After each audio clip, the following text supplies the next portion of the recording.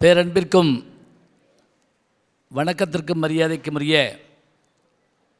இந்த அற்புதமான தமிழர் திருநாளாகிய பொங்கல் திருநாள், தைத்திருநாள், அருமையான தமிழ் இனிமை பட்டிமன்ற நிகழ்ச்சியினை உலகெங்கும் இருக்கின்ற ஜெயா தொலைக்காட்சி நேயர்களுக்கு எங்களுடைய இனிமையான காணிக்கையாக்கி இல்லங்கள் தோறும் தங்கள் உள்ளங்களில் தமிழை ஏற்றி அமர்ந்திருக்கின்ற அத்தனை பெருமக்களுக்கும், குறிப்பாக இங்கே எங்களுக்கு முன்பாக இந்த அருமையான கல்வி கோயில், கல்வி வளாகம், சக்தி மாரியம்மன் பொறியியல் கல்லூரியுடைய அருமையான வளாகத்திலே இந்த நல்ல விழாவை ரசிக்க வந்திருக்கின்ற பெருமக்களை எல்லாம் வணங்கி, குறிப்பாக இந்த நிகழ்வு இவ்வளவு சிறப்பாக நிகழ்வ காரணமாக இருக்கின்ற இந்த கல்வி ஆலயத்தினுடைய நிறுவனர்,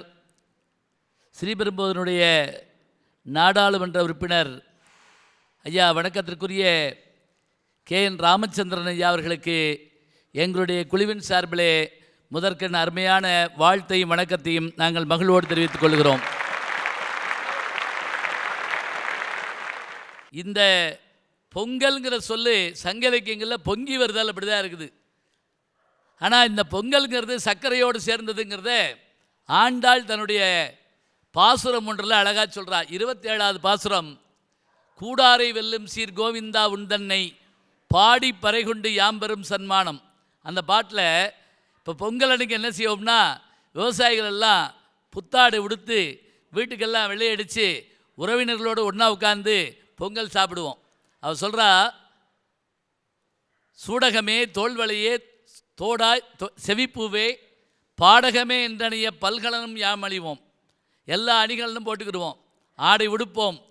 அதன் பின்னே பார்ச்சோறு மூடனை பெய்து முழங்கை வழிவார கூடியிருந்து குளிர்ந்தேலோர் எம்பாவாய்.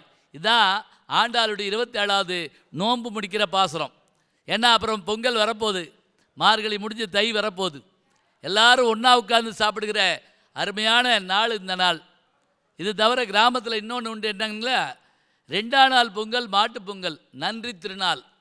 எப்படி நன்றி சொல்லுவோம் அப்படின்னா, வழக்கமாக பஞ்சபூதத்துக்கு நன்றி சொல்லியாச்சு. அடுத்தது நமக்கு யாரெல்லாம் உதவி செய்கிறாங்களோ அவங்களுக்கெல்லாம் நன்றி சொல்லணும். குறிப்பாக வீடுன்னு இருந்தால் விவசாயி வீட்டில் பசுமாடு இருக்குங்க, மாட்டுக்கு நன்றி சொல்கிற நாள்.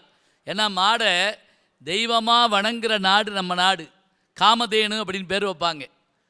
அந்த பசு வீட்டில் அதுக்கு அன்றைக்கி குளிப்பாட்டி அழகாக பொட்டெல்லாம் வச்சு இந்த லட்சுமி பூஜை பண்ணுற மாதிரி பண்ணுவோம். சரி, காளமாடு வயல் உழுவதற்கு காரணமாக இருக்கும், அது தோழன் நமக்கு. இந்த பசு நமக்கு என்னென்ன கொடுக்குது அப்படின்னா, நாம் அதுக்கு என்னென்ன கொடுக்குறோம் தெரியுமா? பசுமாட்டுக்கு நெல்லை அறுவடை பண்ணுவோம், அறுவடை பண்ணிவிட்டு நெல்லை நம்ம எடுத்துக்கிடுவோம், பயன்படாத வைக்கோலை மாட்டு கொடுத்துருவோம். அடுத்தது நெல்லை குத்தி அரிசியாக்கி அரிசியை நம்ம எடுத்துக்கிடுவோம், பயன்படாத உமியை கொடுத்துருவோம். அடுத்தது அந்த அரிசியை கழுவுவோம், அந்த அரிசியை நம்ம எடுத்துகிட்டு கழுநீரை மாட்டு கொடுத்துருவோம். பிறகு உலையில் போட்டு பொங்குவோம், வடிநீரை மாட்டு கொடுத்துருவோம், சாதத்தை நம்ம எடுத்துக்கிடுவோம். நிறைவாக இலை போட்டு 18 காய்கறி வச்சு நல்லா சாப்பிட்டு அந்த எச்சியலையே மாட்டு கொடுத்துருவோம். நாம் என்னென்ன கொடுத்தோம்? வைக்கோல், தவிடு, அப்புறம் என்ன, கழுநீர், வடிநீர், கடைசியாக சாப்பிட்ட இலை. நாம் கொடுத்தது 5. பதிலுக்கு அந்த மாடு நமக்கு என்ன கொடுக்க தெரியுமா?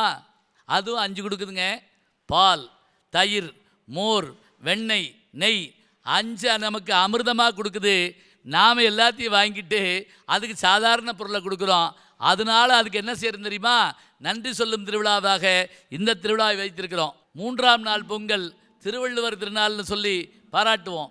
தமிழனுடைய பெருமைகளில் ஒன்று என்ன அப்படின்னா, நமக்கு கிடைத்திருக்கக்கூடிய அற்புதமான திருக்குறள். இந்த திருக்குறளை இன்றைக்கும் உலகம் முழுவதும் பாராட்டுறாங்கன்னா அந்த நாளை திருவள்ளுவர் தினமாக கொண்டாடுறோம். காணும் பொங்கல்னு எங்கள் ஊர் பக்கம் உண்டு. அன்றைக்கி தான் எல்லோரும் என்ன பண்ணுவாங்கன்னா, உறவினர்கள்லாம் வரவழைச்சி ஒன்றா உட்காந்து சாப்பிட்டு, அதாவது நதிக்கரை, குளக்கரை, நீர் தடாகங்களுக்கு போய் சித்திராண்ணங்களை வச்சுக்கிட்டு குழந்தைகளோடு சாப்பிட்ற நாள் இந்த நாள் தான்.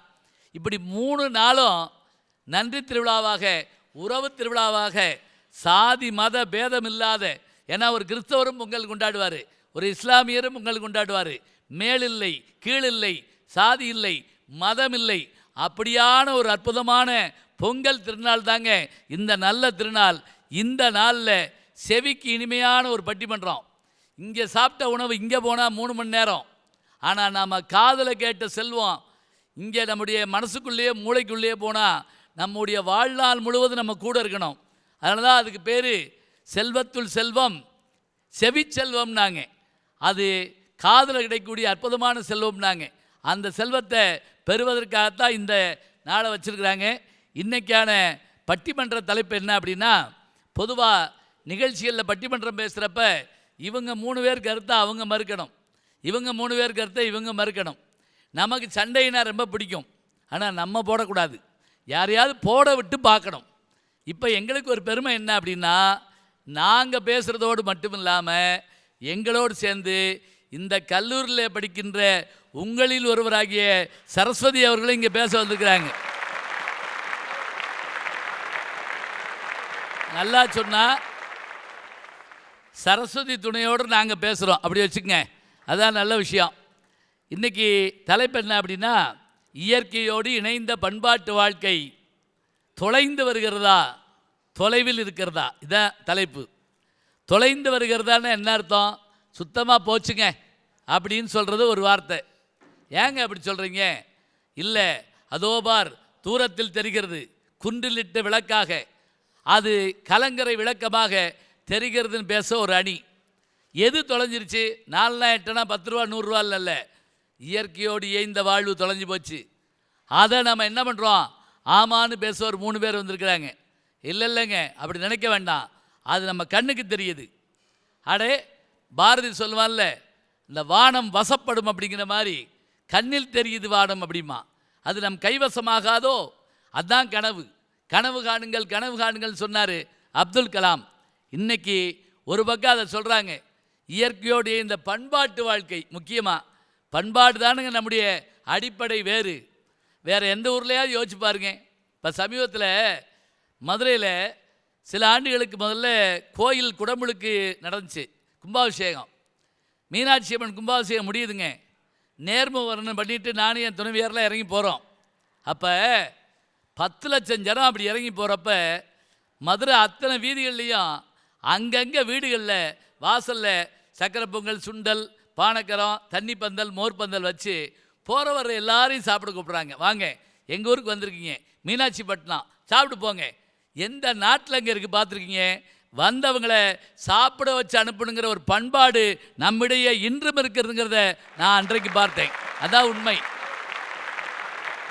அந்த பண்பாட்டு வாழ்க்கை தொலைஞ்சிருச்சுன்னு பேச 3 பேர்.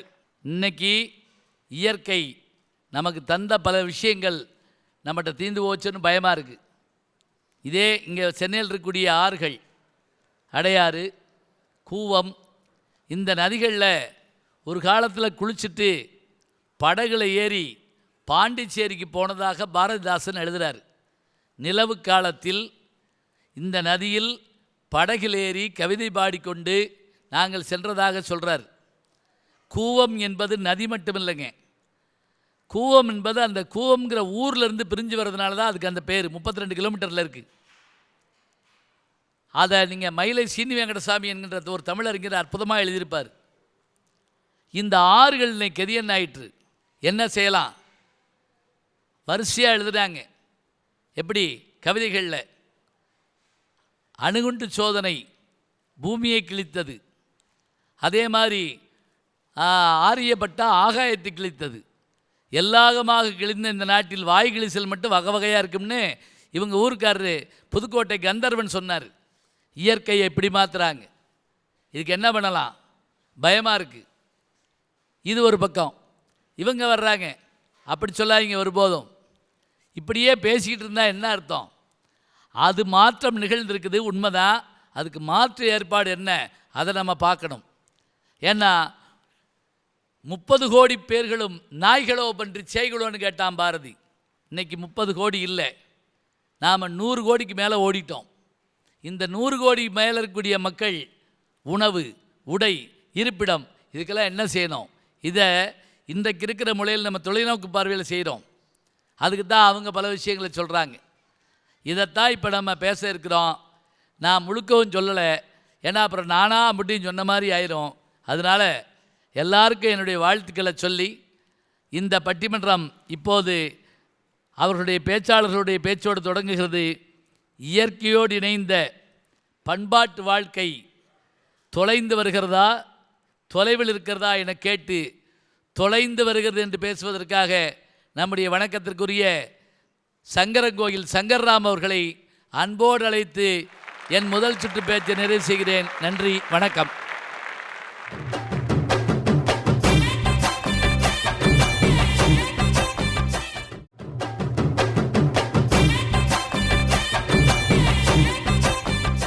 தமிழர்களின் பாரம்பரிய பொங்கல் நல்நாளிலே எல்லோரும் இன்று அவசரமாக அவசியமாக சிந்திக்க வேண்டிய நல்ல தலைப்பு. இயற்கையோடு இணைந்த பண்பாட்டு வாழ்க்கை தொலைந்து வருகிறதா, தொலைவில் இருக்கிறதா? நல்ல கேள்வி. ஆனால் நீங்கள் கொஞ்ச நேரம் கண்ணை மூடிக்கிட்டு அப்படி நம்ம எப்படி வாழுதோம்னு சொல்லி இயல்பாக அப்படி நினச்சி பார்த்தீங்கன்னு வச்சுக்கோங்க, எது உண்மைன்னு தெளிவாக தெரிஞ்சிடும். இயற்கையோடு இணைந்த பண்பாட்டு வாழ்க்கை அப்படியே படிப்படியாக தொலைஞ்சு காணாமல் போய்கிட்டு இருக்கு. ரொம்ப பெரிய விஷயங்கள் இல்லை, வாழ்க்கையில் உள்ள யதார்த்தமான சில விஷயங்களை யோசிப்போம். தொலைந்து வருகிறதுன்னு சொன்னால் அது அழுத்தமான நிஜம். தொலைவில் இருக்கிறதுன்னு சொன்னால் அது கனவு. கனவு, வெறும் கனவு. இன்னும் சொல்ல போனால் அது காணல் நீர் என்று கூட சொல்லலாம். இன்னைக்கு கண்ணு முன்னால் என்னென்ன விஷயங்கள் காணாமல் போய்கிட்டு இருக்கு யோசிச்சு பாருங்க. தமிழன் உயிர்கூட்டத்தோடும் பயிர்கூட்டத்தோடும் இயற்கையோடு இணைந்து வாழ்ந்த பண்பாட்டை உடையவன். இன்னைக்கு அப்படி இருக்கா? உலகத்திலேயே தமிழன் தாங்க நிலத்தை 5 வகையாக பிரித்தான். மலை, காடு, வயலு, கடலு, மணலுன்னு சொல்லி நிலத்தை 5 வகையாக பிரித்து 5 வகையான மண்ணுக்கு ஏற்ற பண்பாட்டோடு வாழ்ந்து காட்டினான். பேரே வச்சானே. ஆமாம். ஆனால் இன்னைக்கு என்ன நிலைமை இருக்கு? குறிஞ்சி, முல்லை, மருதம், நெய்தல், பாலை. ஆனால் அந்த 5 நிலமும் இன்னைக்கு என்னவா இருக்குன்னு சொல்லி கூட இன்னைக்கு நம்ம நினைச்சு பார்க்க மாட்டாங்க. விவசாயம் சார்ந்த ஒரு திருவிழா இது. விவசாயம் நமக்கு தொழில் கிடையாது. விவசாயம் என்பது ஒரு வாழ்க்கை முறைன்னு வச்சிருந்தாங்க. உயிர். ஆமாம், ஒரு வாழ்க்கை முறைன்னு வச்சிருந்தாங்க. இன்னைக்கு அப்படி இருக்கா? பண்பாட்டில் என்னெல்லாம் காணாம போச்சு? இங்கே வந்திருக்கக்கூடிய மாணவர்கள் மாணவியர்ல பல பேர் கிராமத்திலேருந்து வந்திருப்பாங்க. நான் சொல்ற வார்த்தைகள்லாம் அவங்க நினைவில் இருக்கான்னு பாருங்க.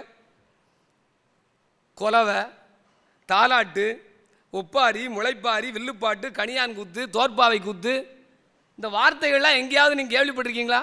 நினைவிலே எங்கோ ஒரு ஓரமாக இருக்கும். கொலவைன்னு என்னையா? என்னங்கய்யா கொலவையா? ஒன்றும் இல்லைங்கய்யா. கொலவைன்னு சொன்னால் எங்கள் ஊர் கிராமத்தில் சர்வசாதாரணமாக ஒரு ஏழை எளியவன் திருமணம் முடித்தா கூட மேலதாளம் இருக்காது. 4 பாம்படம் போட்ட கிளவி வரிசையாக வந்து நின்று அப்படி இந்த நாக்கை வச்சு அழகா ஒரு கொலவை போடும். அப்படி அப்படி போட்டு கூட காட்டலாம். உண்மையிலே போடுங்க அப்படின்னு போட்டா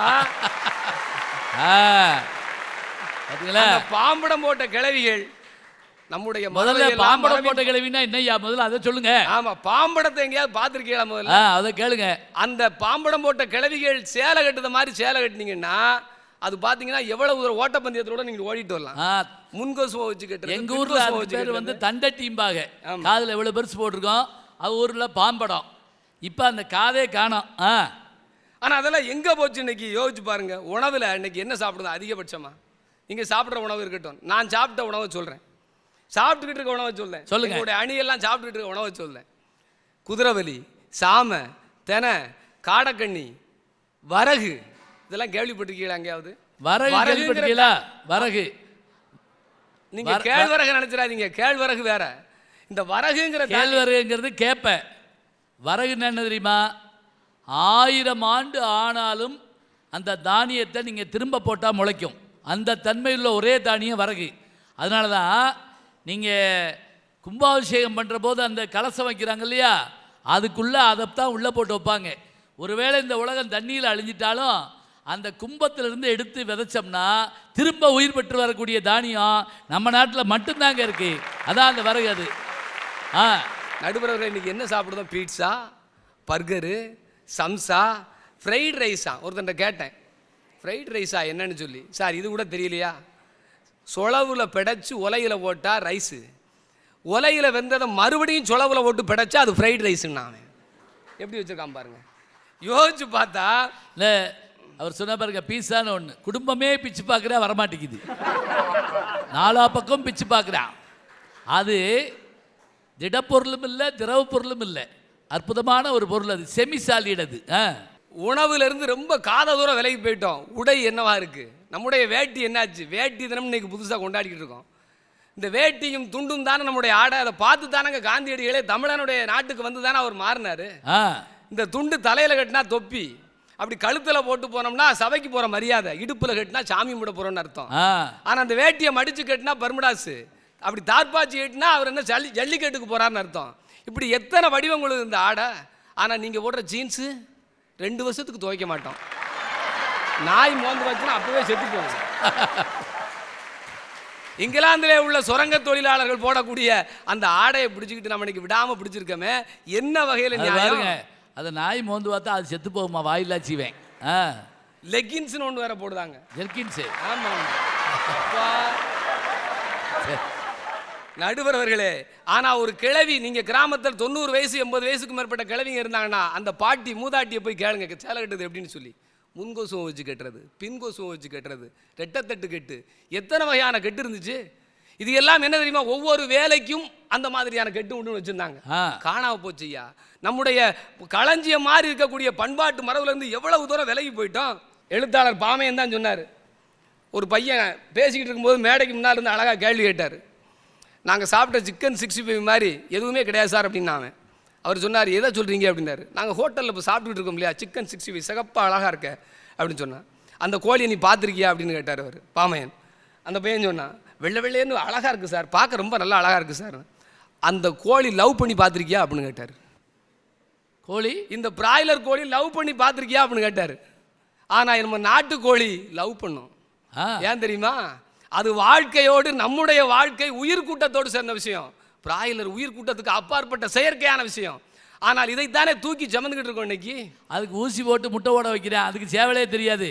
ஆமாம், சிக்கன் 65 டேஸ் தான் இருக்கும். அதுக்கு பின்னால் அதை வச்சுருந்தோம்னா அது நாரி போகும். ஆனால் வாழ்க்கையில் அதைத்தானே பெரிய விஷயம் நினைக்கிறோம். நம்முடைய விவசாயம் என்பது தொழிலில் வாழ்க்கை முறைன்னு சொன்னோம் இல்லையா. ஒரு நெல் வளருதுன்னு சொன்னால் 40 ஆண்டுகளுக்கு முன்னால் உள்ள நெல்லுலாம் எப்படி தெரியுமா? நம்மகிட்ட 1 லட்சம் நெல் வகை இருந்துச்சான். சம்பாவில் மட்டுமே 100கணக்கான சம்பா இருந்துச்சு. சீரகச்சம்பா, தங்கச்சம்பா, மாப்பிளச்சம்பா, கொட்டாரஞ்சம்பா, இத்தனை சம்பாலையே அவலும் செய்வோம், அரிசியும் செய்வோம்.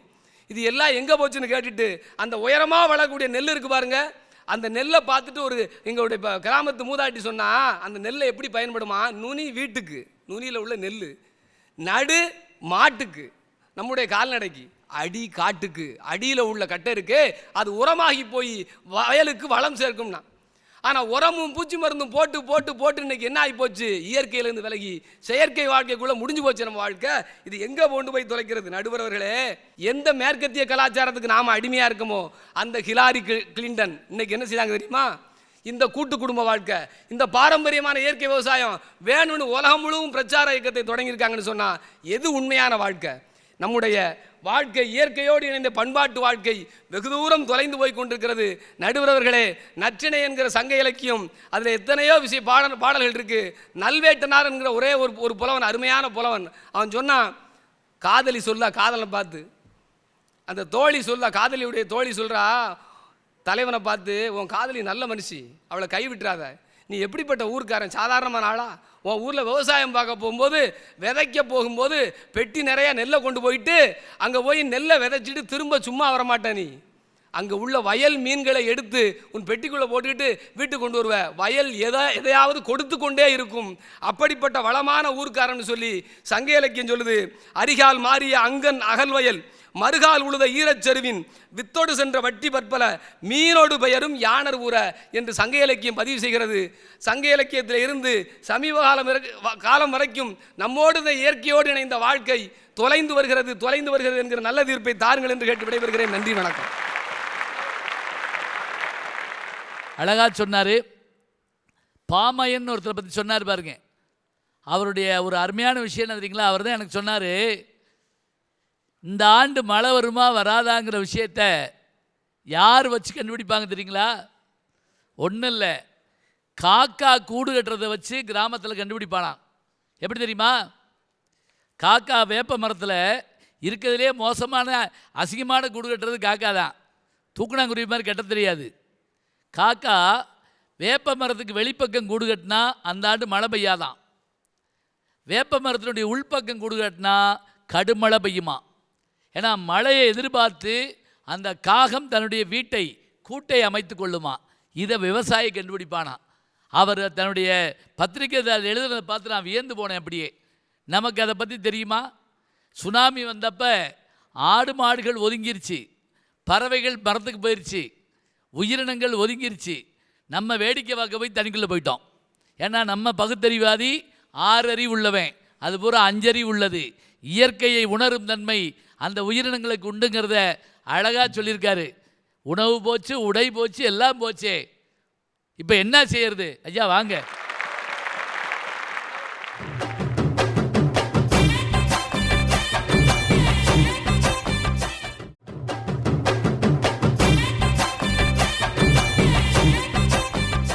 நண்பர் சங்கர்ராமன் அவர்கள் வந்து நிறைய பேசினார்.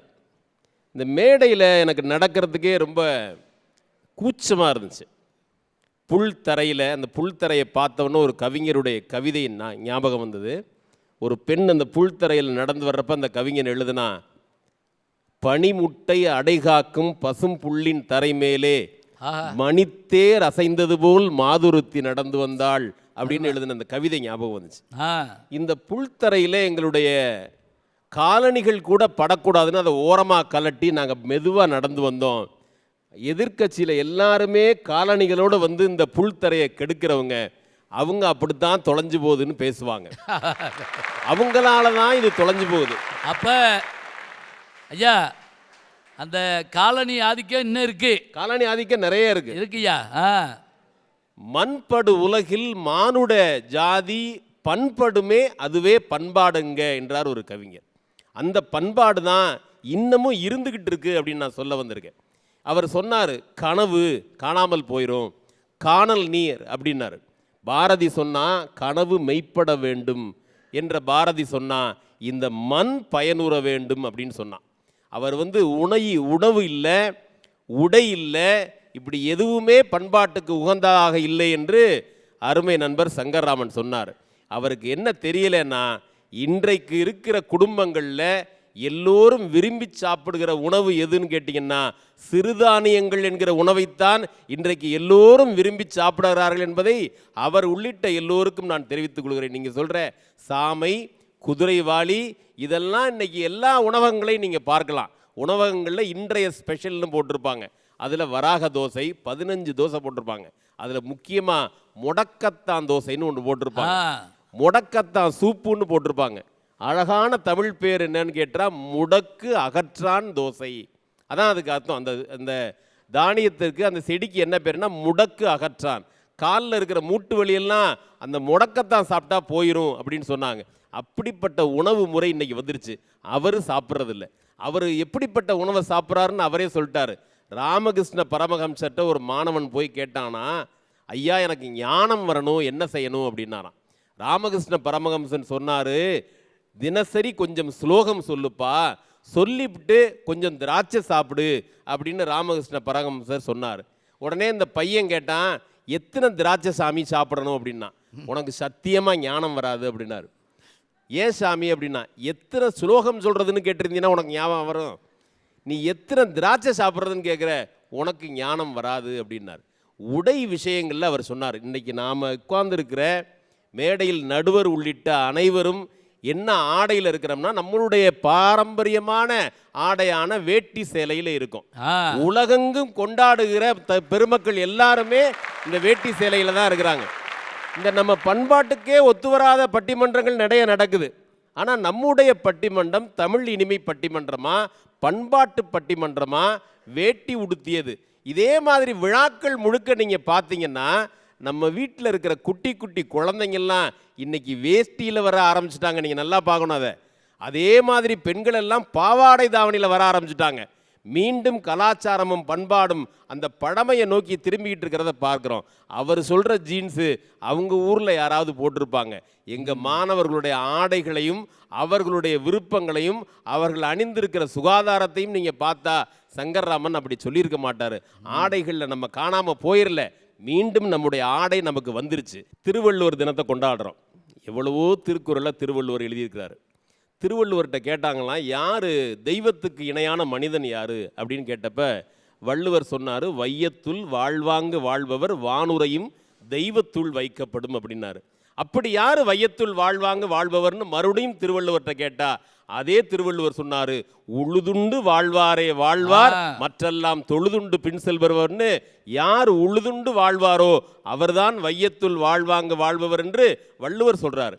எப்படி கடைசி மொழி பேசுகிறவன் இருக்கிறவரை அந்த மொழி உயிரோடு இருக்குமோ, அதே போல நம்முடைய தேசத்தில் கடைசி உழவன் இருக்கிறவரை நம்முடைய பண்பாடு உயிரோடு இருக்கும் என்பதுதான் என்னுடைய அடித்தளமான வாதம். நீங்க யாராலையும் அது காணாமல் போக வைக்க முடியாது, யாராலையும் அதை நீங்கள் தொடைந்து தூரத்திலே தள்ளிவிட முடியாது. அந்த பண்பாடோடு இணைந்த வாழ்க்கையை நம்ம வாழ்ந்துகிட்டு இருக்கோம். குழந்தைங்களோடையும் உறவுகளோடையும் நாம தானே வாழ்றோம். பாரதி சொன்னானே, தமிழ் திரு நாடு தன்னை பெற்ற தாயென்று கும்பிடடி பாப்பா அப்படின்னா, இந்த நாடை அம்மான்னு கும்பிடுறா அப்படின்னா, இந்த குழந்தையும் அம்மாவும் இருக்கிற உறவு வேற எங்கே இருக்கு? குழந்தைங்களை அப்படியே ஊட்டி ஊட்டி வளர்க்குறமே. ஒரு அப்பா ஒரு குழந்தைய திருவிழாவுக்கு கூட்டு போனாரு. கூட்டிட்டு திருவிழாவுக்கு போனதற்கு பிறகு அந்த குழந்தை சொன்னா, அப்பா சாமி தெரியலப்பா அப்படின்னு அந்த குழந்தை சொன்னுச்சு. உடனே இவர் என்ன பண்ணாரு, குழந்தைய தூக்கி தோளில் வச்சுக்கிட்டு இப்ப சாமி தெரியுதான்னாரு. ஒரு கவிஞன் எழுதுனா, சாமி தெரியல என்று சொன்னது குழந்தை, அப்பா தோளில் தூக்கி வைத்து காட்டினார், இப்போது சாமிக்கு குழந்தை தரிசனம் அப்படின்னு எழுதுனான். அதுதான் அழகு. அந்த குழந்தை தரிசனம் தான் சாமிக்கு கிடைச்சிருக்கு. குழந்தைய நாம அப்படி பார்த்துருக்கிறோம். இந்த பண்பாட்டில் இருக்கிற காதலை போல, இந்த பண்பாட்டில் இருக்கிற வீரத்தை போல, காளை மாடுகளை கட்டிப்பிடித்து அடக்குகிற காளைகளை இந்த பொங்கல் முழுக்க நீங்க எல்லா இடங்கள்லையும் பார்க்கலாம். இப்போ இந்த பொங்கல் முழுக்க எல்லா வீடுகள்லையும் இருக்கிற விழாக்களை நீங்கள் பார்க்கலாம். அந்த கரும்பை பொங்கலை ஆக்கி வைத்து உறவுகளோடு சேர்ந்து பரிமாறுகிற போது அது வெறும் உணவு மட்டுமல்ல, உணர்வு என்பதை நாம் உணர்ந்தவர்களாக இருப்பதால் தான் தமிழர்கள் இந்த விழாக்களை கொண்டாடுறோம். அந்த காலத்தில் மாப்பிள்ளை கொடுக்குறதா இருந்தா எப்படி கொடுப்பாங்கன்னு இப்போ மாதிரி ஐடி கம்பெனிலாம் கிடையாது. வில்ல முறிச்சா ராமனுக்கு சீதை, அது மாதிரி அம்புல வீழ்த்துனா அர்ஜுனனுக்கு பாஞ்சாலி. எங்கள் ஊர் பக்கம்லாம் மாடு பிடிச்சி மாட்டை அடக்கினா தான் பொண்ணு. இளவட்ட கல்லுன்னு ஒன்று இருக்கும், அந்த இளவட்ட கல்லை தூக்கி அப்படி பின்னாடி போட்டால் தான் அந்த பொண்ணு கொடுப்பாங்க. நல்ல வேளை அதெல்லாம் இப்போ இல்லை. எனக்கெல்லாம் கல்யாணம் ஆயிருக்குமா இல்லாட்டி? அதை காட்டிலும் மாமியார் வீட்டில் முதல்ல என்ன செய்வாங்க தெரியுங்களா, அந்த மாப்பிள்ளை கையில் ஒரு முழு கரும்பு இந்த இடத்துல முழு கரும்பை கொடுத்து தின்னு மென்று துப்ப சொல்லுவாங்க. பல்லு சரியாக இருக்கான்னு பார்க்கணும். இப்போ பூரா கரும்பு ஜூஸாக குடித்தா வருமா? என்ன பாருங்க திண்மை. நம்முடைய வாழ்க்கை பண்பாடு நிறைந்தது. நம்முடைய வாழ்க்கையில் இருக்கிற நம்முடைய இயற்கை வேளாண் விஞ்ஞானி நம்மாழ்வார் போன்ற அவர்கள் ஏராளமானவர்களை உருவாக்கி பூ உலகின் நண்பர்கள் அப்படிங்கிற ஒரு புதிய அமைப்பை இப்போ உருவாக்கி இருக்கிறாங்க. இப்போ நீங்கள் எந்த விழாக்கள் போனாலும் என்ன பரிசு தர்றாங்கன்னா மரக்கன்றுகளை பரிசாக தருகிறார்கள். சொல்லுங்கய்யா. மரக்கன்றுகள் தான் எல்லாருக்கும் பரிசா வழங்கப்படுகிறது. என்ன காரணம்னா, அந்த மரங்களை கொண்டு போய் வையுங்கள். கவிஞர் மேத்தா ஒரு கவிதையில் சொல்லுவார், மரம் நடுகிற விழாக்களை இனி நடத்த வேண்டாம், மனிதர்களை நடுகிற விழாக்களை இனி நடத்துவோம். இங்கே சிலரை விட்டு வைப்பதை விட நட்டு வைப்பது நல்லது அப்படின்னு அந்த கவிதையில் சொல்லுவார். நம்மை போன்ற ஒரு குடும்ப அமைப்பை நீங்கள் எந்த இடத்திலும் பார்க்க முடியாது. கணவனும் மனைவியும் குழந்தைகளோடும் ஒன்றாக இருந்து அமர்ந்து உண்ணுகிற ஒரு பாங்கு எந்த நாட்டிலும் நீங்கள் பார்க்க முடியாது. அவங்கவுங்க தனித்தனியாக இருப்பாங்க. நாம தான் குழந்தை வரட்டும், வெயிட் பண்ணி சாப்பிட்லாம், பிள்ளை வந்துடட்டுமே சேர்ந்து சாப்பிட்லாம் என்று செய்கிற உறவு நம்மளோடு இருந்திருக்கிற உறவு. அந்த உறவோடு இருக்கிறதா நம்முடைய பண்பாடு. அந்த பண்பாடு எங்கேயும் தொலைந்து போய்விடவில்லை, தொலைந்து போகவும் போகாது, தொலைந்து போகவும் விடமாட்டோம். எப்போதும் அந்த பண்பாடு நம்மிடத்திலே இருந்து கொண்டிருக்கிறது என்பதை சொல்லி நல்ல தீர்ப்பை நீங்கள் வழங்க வேண்டும் என்று கேட்டு வாய்ப்புக்கு நன்றி கூறி நிறைவு செய்கிறேன். வணக்கம். நிறைவா சொன்னார், தொலைஞ்சு போகலை, போகாது, போக விடமாட்டோம் அப்படின்னார். அதுதான் அதனுடைய அருமை. மேல்நாட்டுக்காரர்களுக்கு உணவு வேற மருந்து வேறங்க. நமக்கு அப்படி இல்லை. நமக்கு உணவே மருந்து. முடக்கத்தாங்கிரையை சொன்னார் பாருங்க, தோசை சாப்பிட்டுட்டு இருக்கப்பே உள்ள மருந்தும் சேர்ந்து போயிடும். மரக்கன்று நடுகின்ற அந்த விஷயத்தை சொன்ன உடனே நமக்கே நானே என் வாழ்க்கையில் எவ்வளோ மரக்கன்று நட்டுருக்கேன், போகிற இடத்துக்கெல்லாம் சொல்லுவாங்க இங்கே நடுங்க அப்படிம்பாங்க. அது எவ்வளவு நல்ல வாய்ப்பு. நாம் அதை கையில் வைத்திருக்கிறோம்னாரு. அவருக்கு பாராட்ட சொல்லி, இல்லை தொலைந்து விட்டது என்று பேச நம்முடைய தாரமங்கலம் செந்தில் வருகிறார். வாங்க.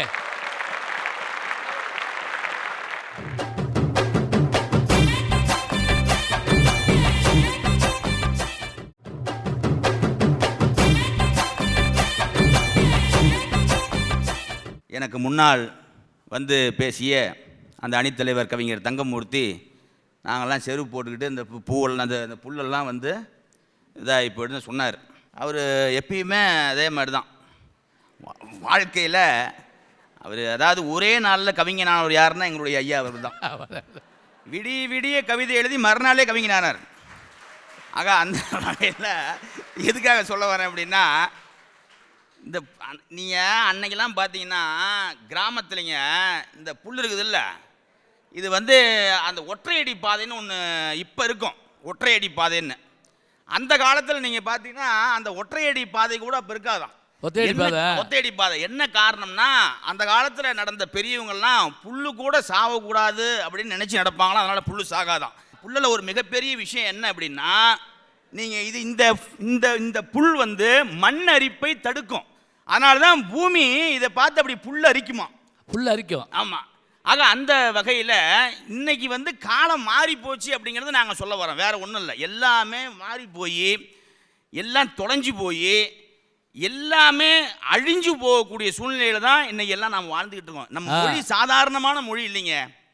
நீங்கள் தமிழ் மொழியே என்பது என்ன தெரியுமா? வணிக மொழி அல்ல, விஞ்ஞான மொழி அல்ல, அரசியல் மொழி அல்ல, ஆட்சி மொழி அல்ல.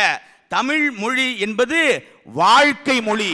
உலகத்தில் ஒரு மனிதன் எப்படி வாழ வேண்டும் என்று சொல்லிக் கொடுத்தது தமிழ் மொழி. இதை கூட இன்னும் 5000 ஆண்டுகள் கழித்து தமிழன் பண்பாட்டினுடைய உயர்ந்த உச்சியிலே இருந்தான் என்பதற்கு 2000 ஆண்டுகளுக்கு முன்னாடி ஒரு கவிஞர் எழுதினார், கணியன் பூங்குன்றனார். யாதும் ஊரே யாவரும் கேளீர் அப்படின்னாருங்க. அந்த 2 வரி தான் தெரியும், அதுக்கு மேலே வராது எல்லாத்துக்குமே.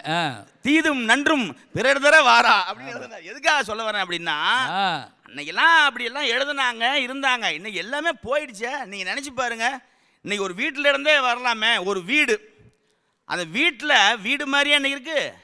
பெரிய பெரிய வீடு கட்டுறாங்க, சுற்றியும் சென்ட்ரல் ஜெயிலு காம்பவுண்டு சோறு மாதிரி போட்டுக்கிறான், உள்ளே இருக்கிறான். நீங்கள் அன்னைக்கெல்லாம் பார்த்தீங்கன்னா ஒரு வீடு கட்டினா அதில் திண்ணை இருக்குங்க. திண்ணை, அந்த திண்ணை இப்போ நீங்கள் 50 வயது ஐயாலாம் இருக்காரு, ஒரு 50 வயது மதிக்கத்தக்க ஒரு பெரியவர்களெலாம் கொண்டு போய் கேட்டு பாருங்க, அந்த காலத்தில் ஏன் திண்ணை வச்சாங்கன்னு. வெளியூர்லேருந்து வராங்கல்ல, அவங்க அப்படியே நடைப்பயணமாக வருவாங்களாங்க. களைப்பாக இருக்கிறதுக்காக அந்த வீட்டினுடைய திண்ணையில் போய் படுப்பாங்களாம். உள்ளே இருந்து வரக்கூடிய அந்த அம்மாவோ அல்லது அந்த வீட்டு உரிமையாளரோ வெளியே வந்து, ஐயா தம்பிக்கு எந்த ஊர், சாப்பிட்டீங்களா, ஊரில் மழை பெஞ்சுதா அப்படின்ட்டு கேட்பாங்க. அந்த 3 கேள்வியும் இன்னைக்கு சாப்பாட்டுக்குன்னு போனால் யாராவது போடுறாங்களா? நினச்சி பாருங்க. அது எங்கள் ஊரில் எங்கள் மாமா ஒருத்தர் இருக்காருங்க, எப்போ அவங்க வீட்டுக்கு போனாலுமே மாப்பிள்ளை சாப்பிட்டே வந்துடுறாருங்களாம். ஆமாம், நானும் சாதாரணமாக இருக்க மாட்டேன். அப்படியே நான் சாப்பிட்டு வந்தாலும் மறுபடியும் போடாதே போட போகிறோமாமா அப்படின்னு. உடனே அதுக்கு அவன் சொல்லுவான், அப்படியே நீ போட்டாலும் பிள்ளைங்க கையில் 10 அஞ்சா கொடுக்காம போட போகிற அப்படிமா. நான் முடிப்பேன், அப்படியே கொடுத்தாலும் பிள்ளைங்களை வாங்குற மாதிரியே வளர்த்தி வச்சிருக்கிற அப்படின்ட்டு கடைசி வரைக்கும் போட மாட்டான். எதுக்காக சொல்ல வரேன் அப்படின்னா, நல்ல மாமே நல்ல மருமகன். நீங்கள் எல்லாமே நீங்கள் ஒன்றும் இல்லைங்க. அந்த திண்ணை வந்து வச்சு கட்டினது, அதனால் இன்னும் எந்த வீட்டில் திண்ணை இருக்குது, திண்ணையும் தொலைஞ்சு போச்சா நினச்சி பாருங்க. ஐயோ அப்பா, அந்த உடைகளில் நீங்கள் பார்த்தீங்கன்னா, அதுவும் குறிப்பாக அந்த விற்காத கொசு வலையெல்லாம் வாங்கி இது வரைக்கும் வச்சுக்கிட்டுங்க. அது பேர் என்ன, மசக்களிங்கிறான், ரசக்களிங்கிறான், என்னென்னு. அதே மாதிரி நம்ம ஆளுங்க ஜீன்ஸ் பேண்ட் போட்டால் 1.5 மாதத்துக்கு கழட்டுறது இல்லை. உடைகளும் மாறி போச்சு. நீங்கள் இங்கே பாருங்க, லேப்டாப் அதிகமாக யூஸ் பண்ண லேப்டாப் குறைஞ்சிக்கிட்டே போகுமா. இதுதான் வாழ்க்கை முறை. எதுக்காக சொல்ல வரேன் அப்படின்னா, நீங்கள் வந்து எல்லா வகையிலையுமே நீங்கள் பார்த்தீங்கன்னா இயற்கையோடு உள்ள உறவு வீணாக போச்சுங்க. உண்மையாலுமே சொல்லட்டுங்களா, இயற்கை தான் நம் தாய், இயற்கை தான் நம் தந்தை. ஏன்னா பசிக்கு சோறு போடுபவள் மனைவி, பசிக்க விடாமல் சோறு போடுபவள் தாய். உன்னதமான உறவு தாய் உறவு தான். ஆனால் அந்த பிள்ளை இறந்து விட்டாலோ, அந்த பிள்ளை தவறிட்டான்னா பெத்தவ கூட பிணம் என்று ஒதுக்கி விடுவாள். ஆனால் இந்த மண் மாதாவோ தனது மடியிலே ஏந்தி கொள்ளும். அதனால்தான் இயற்கை தான் நாம் தாய், இயற்கை தான் நம் தந்தை, இயற்கை தான் நம் காதலி, இயற்கை தான் நம் காதலங்க. நீங்க வீட்டில் இருக்கக்கூடிய ரத்த உறவுகள்லாம் சும்மா எல்லாம் அண்ணன் தம்பி, நீங்க சொன்ன மாதிரி சொத்து கேட்பான், அடிதடி வெட்டு குத்து, ஒரே வீட்டில் 5 பேர் இருப்பான், 5 பேர் நவக்கிரக மாதிரி இருப்பானுங்க. ஆமா, ஆனா அப்படி இயற்கை உறவு அப்படி கிடையாதுங்க. ஒரு மரத்தை நீங்க போய் அப்படியே ஒரு முத்தம் கொடுத்து பாருங்க, அந்த மரம் சிலிர்க்குமா. பஞ்சபூதங்கள் தான் நாம், அண்டத்தில் உள்ளதுதான் பிண்டத்தில் உண்டு, அண்டத்தில் உள்ளதுதான் இந்த உடம்புலையும் உண்டுங்க. இங்க பாருங்க, பாகத்திலிருந்து முழங்கால் வரைக்கும் நிலம், முழங்கால இருந்து இந்த இடுப்பு வரைக்கும் நீர் யுறுநெறி, இங்க இருந்து இடுப்புல இருந்து இந்த நெஞ்சு வரைக்கும் நெருப்பு.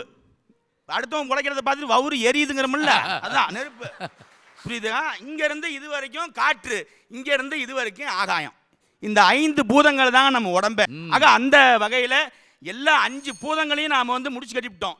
இனிமேலும் அதை காப்பாற்றக்கூடிய நிலை, அந்த அமைப்பு மாணவர்களாகிய எதிர்கால தலைமுறை உங்களுடைய கைகளில் தான் இருக்கின்றது என்பதை இந்த நேரத்தில் பணிவோடு தெரிவித்துக் கொண்டு, மேனி மேய்ச்சலுக்கு தூசி துரத்தும் பாதைகள், பாதைகளின் வழியே குளிக்காத காற்று, காற்றின் மீதேறி சவாரிக்கும் கிருமிகள், கிருமிகளை தின்று பசியாற்றும் பண்டங்கள், பண்டங்களால் அடிப்படுத்த பாலைவன நிலங்கள், நிலத்தில் நெளிந்து வரும் நிர்வாண தண்ணீர், தண்ணீருக்கு தாகம் தந்து தகிக்கின்ற நெருப்பு, நெருப்பின் ஜுவாலைகளை நேர்காணும் வானம், பஞ்சபூதத்தையும் கெடுத்து விட்டான் மனிதா நீயே ஒரு பூதம் என்று தாரமங்கலம் கவிராயர் அற்புதமாக ஒரு கவிதை ஏற்றிருப்பாரு. அந்த வகையிலே நாம் பூதமாக மாறாமல் இயற்கை தாயின் மார்பகத்திலே பால் இன்னும் சுரந்து கொண்டே இருக்கின்றது. செயற்கை பூதகியின் நஞ்சை குடித்து சாக வேண்டாம், வாழ வேண்டும் என்பதை நேரத்தில் பணிவோடு தெரிவித்துக் கொண்டு வாய்ப்புக்கு நன்றி கூறி விடைபெறுகின்றேன். நன்றி, வணக்கம். 2 ஏக்கர் வரப்பட்டினோடு கூட விட்டு வேர்க்காது, வேர்த்து விறுவிறுத்து போனார். அப்படியே அவருக்கு நன்றி சொல்லி, இப்போ உங்களில் ஒருவராக எங்களில் ஒருவராக இருக்கக்கூடிய சரஸ்வதி வருகிறார் பேசுவதற்காக. நடுவர் அவர்களே, தலைப்புக்குள் செல்வதற்கு முன் எனக்கு ஒரு டவுட். தலைப்பு என்னவென்றால், இயற்கையோடு இணைந்த பண்பாட்டு வாழ்க்கை தொலைந்து வருகிறதா, தொலைவில் இருக்கிறதா? மாத்தவே இல்லாத தலைப்பு. அவர்கள் எப்படிதான் மனசாட்சியே இல்லாமல் தொலைந்து வருகிறது என்று பேசுகிறார்களோ தெரியவில்லை. மனசாட்சியை தொலைச்சிட்டாங்க. சற்று சுற்றுமுற்றி பாருங்கள், நாம் என்ன உடையில் வந்திருக்கின்றேன் என்று. பாரம்பரிய புடவையில் வந்துள்ளேன், நீங்கள் வேட்டி அணிந்து வந்துள்ளீர்கள். நாம் என்ன விழாவை சிறப்பித்துக் கொண்டிருக்கின்றோம்? பொங்கல் விழாவை சிறப்பித்துக் கொண்டிருக்கின்றோம். எப்படி சிறப்பித்துக் கொண்டிருக்கின்றோம்? காலங்காலமாக நமது முன்னோர்கள் நடத்தி வந்த ஒரு பாரம்பரியமான நிகழ்ச்சி பட்டிமன்றம், அதன் மூலம் சிறப்பித்துக் கொண்டு வந்திருக்கின்றோம். அப்படி இருக்கும் பொழுது இவர்களால் எப்படி மனசாட்சி இல்லாமல் சொல்ல முடிகிறது நமதுடைய பண்பாட்டு வாழ்க்கை தொலைந்து வருகிறது என்று? இவர்களை பார்க்கும்போது எனக்கு ஒன்றுதான் தோன்றுகிறது, என்னம்மா நீங்க இப்படி பண்றீங்களேம்மா.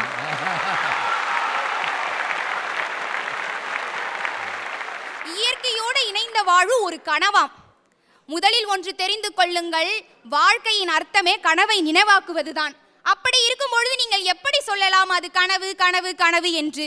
அது மட்டும் இல்லாமல் தொலைந்து போய்விட்டது தொலைந்து போய்விட்டது தொலைந்து போய்விட்டது. அப்படி என்னதாங்க தொலைஞ்சு போச்சு? தேடலாமே. வாழ்க்கையின் அர்த்தமே ஒரு தேடுதல் தானே. அப்படி நீங்க தேடுற அளவுக்கு எதுவுமே தொலைஞ்சு போடலைங்க ஐயா. எனக்கு முன்னால் பேசியவருக்கு பெண்கள் மீது ஏதோ சற்று கோபம் போல, ஆகையால் தான் பெண்களை சராமாரியாக வீசிவிட்டு சென்று விட்டார்.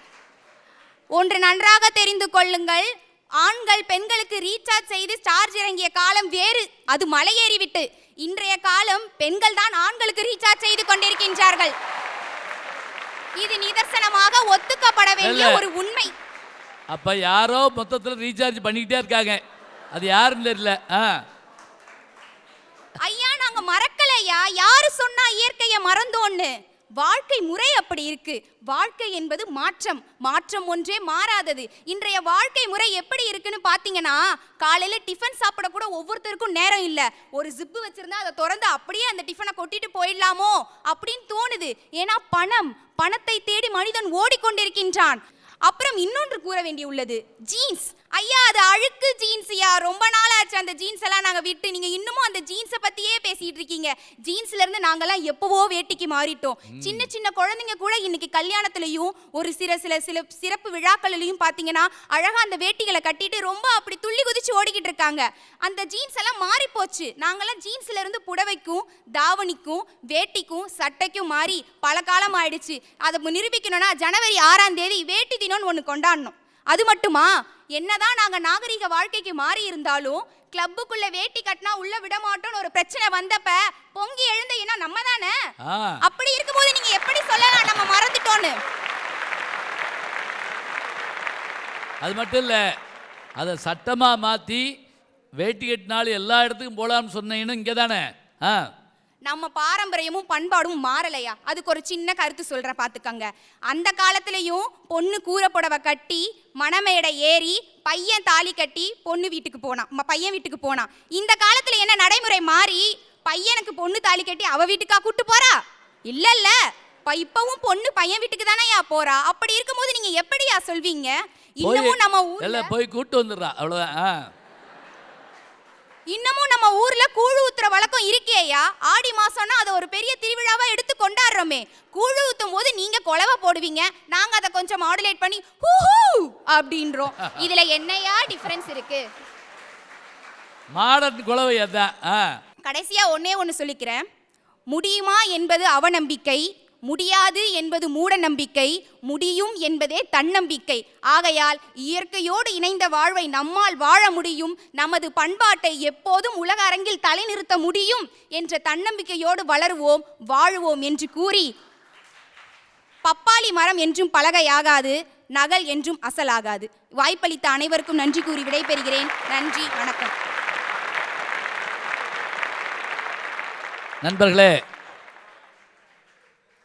செல்வி சரஸ்வதி அவர்கள் ரொம்ப சுருக்கமாக படிப்பது அவங்க பொறியியல் படித்தாலும் கூட இயற்கையினுடைய தன்மையை நேசித்து எதிர்காலத்தை நல்லா உத்தேசம் பண்ணி இந்த எதிரணி ஒரு ஆட்டுற மாதிரி 4 கேள்வி கேட்டு ரொம்ப அழகாக பேசியிருக்கிறாங்க. அவர்களுக்கு உங்களோட சேர்ந்து நானும் ரொம்ப என்னுடைய பாராட்டு நான் தெரிவிச்சுக்கிறேன். ரொம்ப அழகாக பாராட்டு பேசியிருக்காங்க. என்ன தான் சொன்னாலும் அது தொலைஞ்சு தான் போயிடுச்சு அப்படின்னு பேசுவதற்கு மலர் வெளி வர்றாங்க. வாங்க.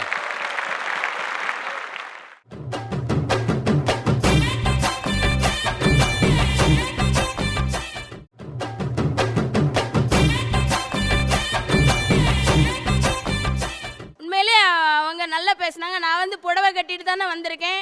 நீங்கள் எங்கே தொலைஞ்சு போச்சுன்னு என் புடவை தொலைஞ்சு போச்சுன்னு பேசுகிறீங்களே அப்படின்னு பேசுனாங்க.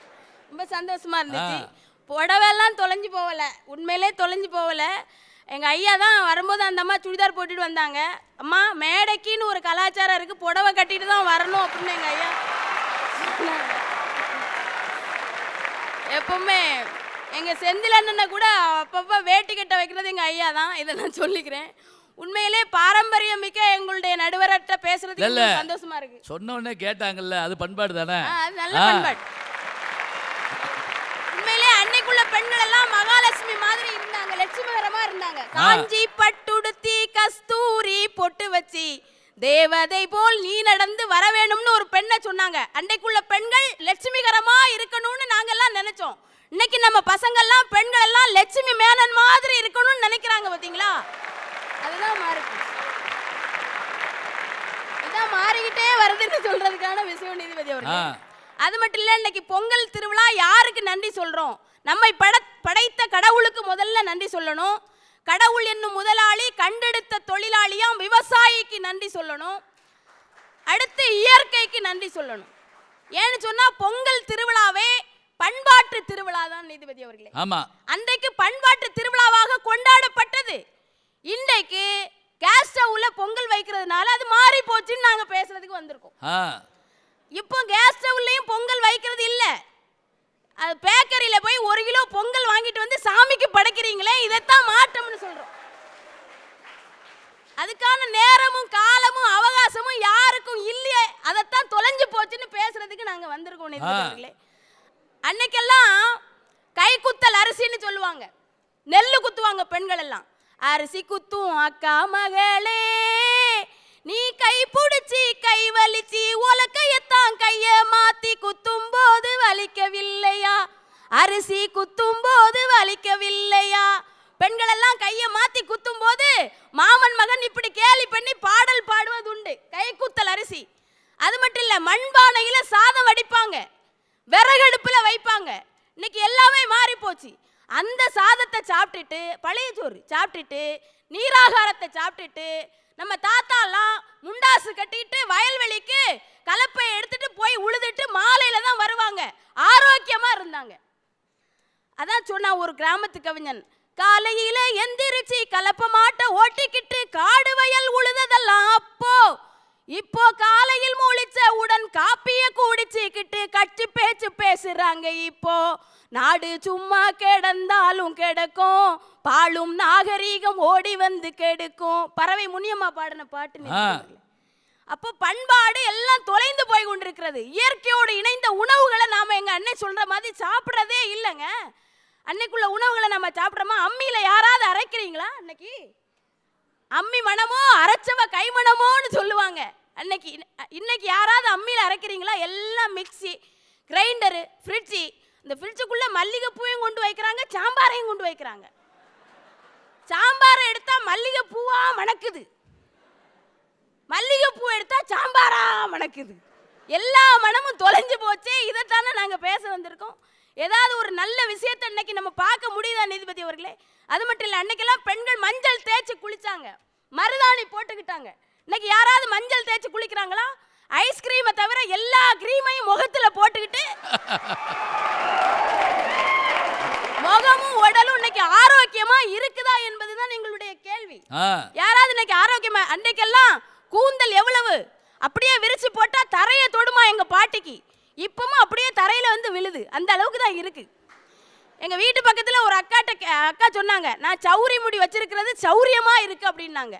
ஏங்கா அப்படின்னே. எங்க வீட்டுக்காரர் அடிக்க வந்தா முதல்ல தலைமுடியை தான் பிடிப்பாரு, உரி விட்டுட்டு ஓடிடலாம்ல அப்படின்னாங்க. இந்த மாதிரி சிக்கல் அன்னைக்கு சௌரி முடியினால வருதுன்னு சொன்னா யாருக்காவது ஆரோக்கியம் இருக்காங்க? பாட்டி வைத்தியம்னு அன்னைக்கு ஒண்ணு இருந்து, இன்னைக்கு பாட்டி வைத்தியம் இருக்கா? பாட்டியே இல்ல. அப்புறமா எங்க வைத்தியம் வர்றது? பூராமே பாட்டி தான், பாட்டி கிடையாது, பாட்டியே கிடையாது. சுக்குக்கு மிஞ்சின மருந்தும் இல்ல, சுப்பிரமணியனுக்கு மிஞ்சின சாமியும் இல்லைன்னு சொல்லுவாங்க. பாட்டி நமக்கு உடம்பு சரியில்லாம போச்சுன்னா சுக்கு கசாயம் வச்சு தருவாங்களே, அது எவ்வளவுக்கு உடலுக்கு ஆரோக்கியமா இருந்துச்சு நீதிபதி அவர்களே. அதான் ஒண்ணு சொல்லுவாங்க, கூரை இல்லாத வீடு, கீரை இல்லாத சோறு, கிழவி இல்லாத வீடு நல்லா இருக்காது அப்படின்னாங்க. இன்னைக்கு கூரை இல்லை வீட்டில், அடுத்து கீரை இல்லை சாப்பாட்டில், அடுத்து கிழவி இல்லை வீட்டில், முதியோர் இல்லத்தில் கொண்டு போட்டுட்டோமே. இந்த பண்பாடு தொலைந்து போகவில்லையா? தொலைவில் இருக்கிறதுன்னு பேச வந்திருக்கீங்களே. எங்கேயாவது விருந்தோம்பல் இன்னைக்கு இருக்காங்க? கல்யாண வீடுகள்ல பாருங்க, மொய் வைக்கிறவங்களுக்கு மை வச்சு விடுறாங்க நீதிபதி அவர்களே. ஐயோ, அப்பதான் சாப்பாடு போடுறாங்க. அதை பார்த்து தான் சாப்பாடு போடுவாங்களா? ஆமா. அன்னைக்கு 3 பந்தியில ஒருத்தர் சாப்பிட்டுட்டு வெளியே வந்தார். கல்யாண வீட்டுக்காரர் ஓடி போய் கையை பிடிச்சி, 3 பந்தியில சாப்பிட்டல, 30 ரூபாயாவது மொய் வச்சியா அப்படின்னு கேட்டார். இவன் கேட்டா, நீ பத்திரிக்கை வச்சியா அப்படின்னா. அன்னைக்கு ஒருத்தர் எங்க தெருவில் பாவமா வந்து நின்னாருங்க. எம்மா ஏதாவது இருந்தா கொடு அப்படின்னு என்கிட்ட கேட்கிறாரு. கேட்கலாமா அப்படி? ஆனாலும் பாவப்பட்டு ஒரு 10 ரூபாயை கொடுத்தேன். சத்தம் போட்டு சிரிக்கிறாரு. ஏன் சத்தம் போட்டு சிரிக்கிறீங்கண்ணே? நானும் இப்படிதான் 10 கொடுத்து தான் இப்படி ஆயிட்டேன் அப்படின்னாரு. யாருக்கு நல்லது செய்ய முடியல, கெட்டது செய்ய முடியல. பண்பாட்டு கோலங்கள் மாறி போச்சு. இன்னைக்கு மாணவர்கள் எல்லாம் ஆசிரியர்களுக்கு மரியாதை கொடுக்குறாங்களா? மகாபாரத காலத்துல பரசுராமர் கர்ணனுக்கு மடியில தலை வைத்து படுத்திருந்தாரா நீதிபதி அவர்களே? வண்டு தொலைச்சிருக்கு, குபுக்குன்னு தொடையிலிருந்து ரத்தம் வழிஞ்சிருக்கு, பேசாமலே இருந்திருக்காரு கர்ணன். எந்த பதிலும் சொல்லாம அப்படியே உட்கார்ந்துருக்காரு. இன்னைக்கு அந்த நிலைமையை கொஞ்சம் நினைச்சு பாருங்க. கொசு கடிக்கிட்டு விடுவானா நம்மால்? கொசு கடிச்சிட்டு அப்படின்னு சொல்லி வாத்தியாரை தள்ளி விட்டுட்டு ஒரே அப்படி சொல்லாங்க. ஒரு மாணவனுடைய மடியில் வாத்தியார் படுத்துருந்துருக்காரு. இப்போ இந்த காலத்தில் அந்த பக்கமாக அந்த ஒரு தேள் அந்த பையனை கொட்டியிருக்கு. துடிக்கிறான், வாத்தியார் எழுப்பலை. போன தேள் திரும்ப வந்து அவனே கொட்டியிருக்கு. அப்போவும் கண்ணீர் விடுறான், வாத்தியார் எழுப்பலை. கண்ணீர் பட்டு அவர் எந்திரிச்சவர் தேளை பார்க்குறாரு, மாணவனை பார்க்குறாரு. அவர் அழுதுட்டார். எனக்காகவா நீ தேல்கடியை தாங்கினேன், ஏன் என்னை எழுப்பியிருக்கக்கூடாதுன்னாரு. எழுப்புனா நீங்கள் பாடம் நடத்துவீங்கன்னு பயமாக இருக்கு சார் அப்படின்னா. அப்போ அவன் என்ன கண்டுபிடிச்சிருக்கான்னா, நான் தேல் கடித்து செத்தாலும் ஜாவேன், நீங்கள் பாடம் நடத்தப்படாது. உங்க காலத்துல எல்லாம் குருவுக்கு எவ்வளவு மரியாதை நீங்க கொடுத்தீங்க. அன்னைக்கெல்லாம் பாடம் எடுத்த வாத்தியார், கணக்கு வாத்தியார் வந்தார்னா நாம பயந்து ஐயோ கணக்கு வாத்தியார் வாராருன்னு சந்துக்குள்ள போய் மறைஞ்சுக்கிடுவோம் நீதிபதி அவர்களே. இன்னைக்கு கணக்கு வாத்தியார் வந்துட்டு இருக்காரு, 3 பசங்களை பார்த்த உடனே கணக்கு வாத்தியார் சந்துக்குள்ள பூந்துட்டார். இவனை நம்மளை சமாளிக்க முடியாதேன்னு சொல்லி அந்த அளவுக்கு குருவுக்கு கூட மரியாதை இல்லை. காதலும் வீரமும் தமிழர் பண்பாடுன்னு சொன்னாங்க. இன்னைக்கு காதல் எப்படிங்க இருக்கு? அன்னைக்கு பண்பாடோடு இருந்த காலங்கள் உண்டு, இல்லைன்னு நான் சொல்லலை. ஒரு காதலை காதலிட்ட கேட்டான், கண்ணே நாம 2 பேரும் கல்யாணம் பண்ணிக்குவோமான்னு கேட்டான். உடனே அந்த காதலி சொன்னா, எங்க அப்பா அம்மாட்ட ஒரு வார்த்தை கேட்டுக்கிட்டு. இது பண்பாடு. காதல் அன்னைக்கு இருந்துச்சு. இன்னைக்கு அப்படியா இருக்கு? ஒரு பையன் கவிதை எழுதுறான், இளமை சுமந்த ஏஞ்சலே உனக்காக தொலைபேசி பேசிய படத்தில் பிசிஓ காரன் பிரியாணி சாப்பிடுகிறான், நான் சிங்கிள் டீக்கு சிங்கி அடிக்கிறேன்னு எழுதுறான். என்ன நிலைமை? ஒன்னு சொல்றேன் நீதிபதி அவர்களே, ஒரு காதலனும் காதலியும் பேசிட்டு இருந்தாங்க. காதலன் காதலிட்ட சொல்றான், கடவுளே வந்தாலும் நம்மளை யாராலும் பிரிக்க முடியாதுன்னு பேசிட்டு இருக்கும்போது அப்பா வந்துட்டார். உடனே காதலி சொன்னா, உங்க அப்பா வராரு, அப்ப நீ இந்த பக்கமா ஓடிடுறா அந்த பக்கமா ஓடிடுறேன் அப்படிங்கிறான். இன்னைக்கு காதல் எல்லாம் இன்னைக்கு நிலைமை எப்படி இருக்கு?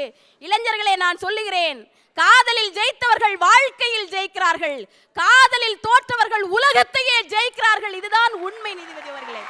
அந்த பண்பாடு என்பது இன்னைக்கு மாறிக்கொண்டிருக்குன்னா ஒரே ஒரு விஷயம் மட்டும் சொல்லிட்டு முடிச்சிடறேன். அதாவது கடவுள் மாட்டுக்கான புல்ல முதல்ல உற்பத்தி செய்துகிட்டு நமக்கான நெல்ல அப்புறம் உற்பத்தி செய்தார்னு ஒரு கவிஞன் எழுதுகிறான் என்று சொன்னால், மாட்டுக்கு நன்றி சொல்கின்ற, இயற்கைக்கு நன்றி சொல்கின்ற, நம்ம கடவுளுக்கு நன்றி சொல்கின்ற ஒரு பொங்கல் விழாவில் இந்த பண்பாட்டு வாழ்க்கை, இயற்கையோடு இணைந்த பண்பாட்டு வாழ்க்கை தொலைந்து வருகிறது என்று கூறி அருமையான வாய்ப்புக்கு நன்றி கூறி அமைகிறேன். நன்றி, வணக்கம். நல்ல நண்பர்களே, அவங்க எல்லாம் சொல்லிட்டு கடைசியில் தொலைஞ்சு வச்சுட்டாங்க. ஒரே வார்த்தை இல்லை, தொலையலை. அப்படி நம்ம தொலைஞ்சி விட்டுட்டோம்னா அப்புறம் யார் தான் தேடுறது? பேசுவதற்காக நம்முடைய பேராசிரியர் அவர்கள் வருகிறார்கள். வாங்க.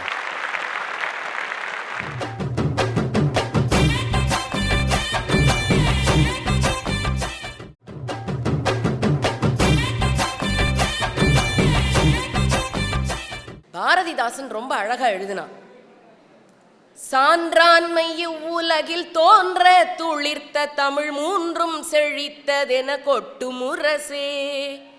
சான்றாண்மை இவ்வுலகில் தோன்ற துளிர்த்த தமிழ் மூன்றும் செழித்ததென கொட்டு முரசே.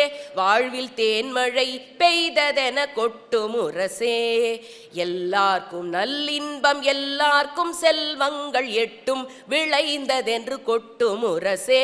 வாழ்வில் கட்டு தொலைந்ததென்று கொட்டு முரசே. கிருஷ்ணதேவருடைய ராயருடைய அவையில அமைச்சர் பதவி காலியாச்சு. அதுக்கு யாரை கொண்டு வந்து அமர்த்துறதுன்னு அவர் ஒரு போட்டி வைக்க போனார். கிருஷ்ணதேவராயருடைய மனைவி சொன்னா, ஏன் தம்பிக்கே அந்த பதவியை கொடுக்கலாமேன்னு. அவர் சொன்னாரு, அப்படி எடுத்தேன் கவுத்தேன்னு அமைச்சர் பதவியை யாருக்கும் கொடுத்துட முடியாது, அதுக்கு கொஞ்சம் அறிவு வேணும், அது இருக்கான்னு சோதிச்ச பிறகுதான் நான் கொடுக்க முடியும்னு சொன்னாரு. சரின்னு ஒத்துக்கிட்டார் ராணி. ராணியோ தம்பியை கூப்பிட்டாரு. அதே ஏற்கனவே அமைச்சரா இருந்தவருடைய தம்பியையும் கூப்பிட்டாரு. 2 பேர் கையிலையும் 2 சொம்பை கொடுத்தார். அந்த சொம்பு துணியை போட்டு வேடு கட்டி மூடி இருந்தது. அதுக்குள்ள இருந்தது வெறும் சாம்பல். அது கிருஷ்ணதேவராயரை தவிர வேற யாருக்கும் தெரியாது அதுக்குள்ள என்ன இருக்குன்னு. முதல் சொம்பை கொண்டு போய் ராணியோட தம்பி கையில கொடுத்து, இதை கொண்டு போய் தெலுங்கு தேசம் மன்னனிடத்துல கொடுத்து விட்டு வான்னு அனுப்பினாரு. அதே அமைச்சருடைய தம்பியை கூப்பிட்டு அவங்க கையில இதை கொடுத்து கலிங்க தேசம் மன்னன் இடத்துல கொடுத்துட்டு வான்னாரு. 2 பேரும் கொண்டு போனாங்க. 2 பேரும் மன்னன் இடத்துல கொடுத்தாங்க. தெலுங்கு தேச மன்னன் வாங்கி பிரித்து பார்த்தான், உள்ள வெறும் சாம்பல். என்னடா இது அப்படின்னு கொண்டு வந்தவனை கேட்டான்.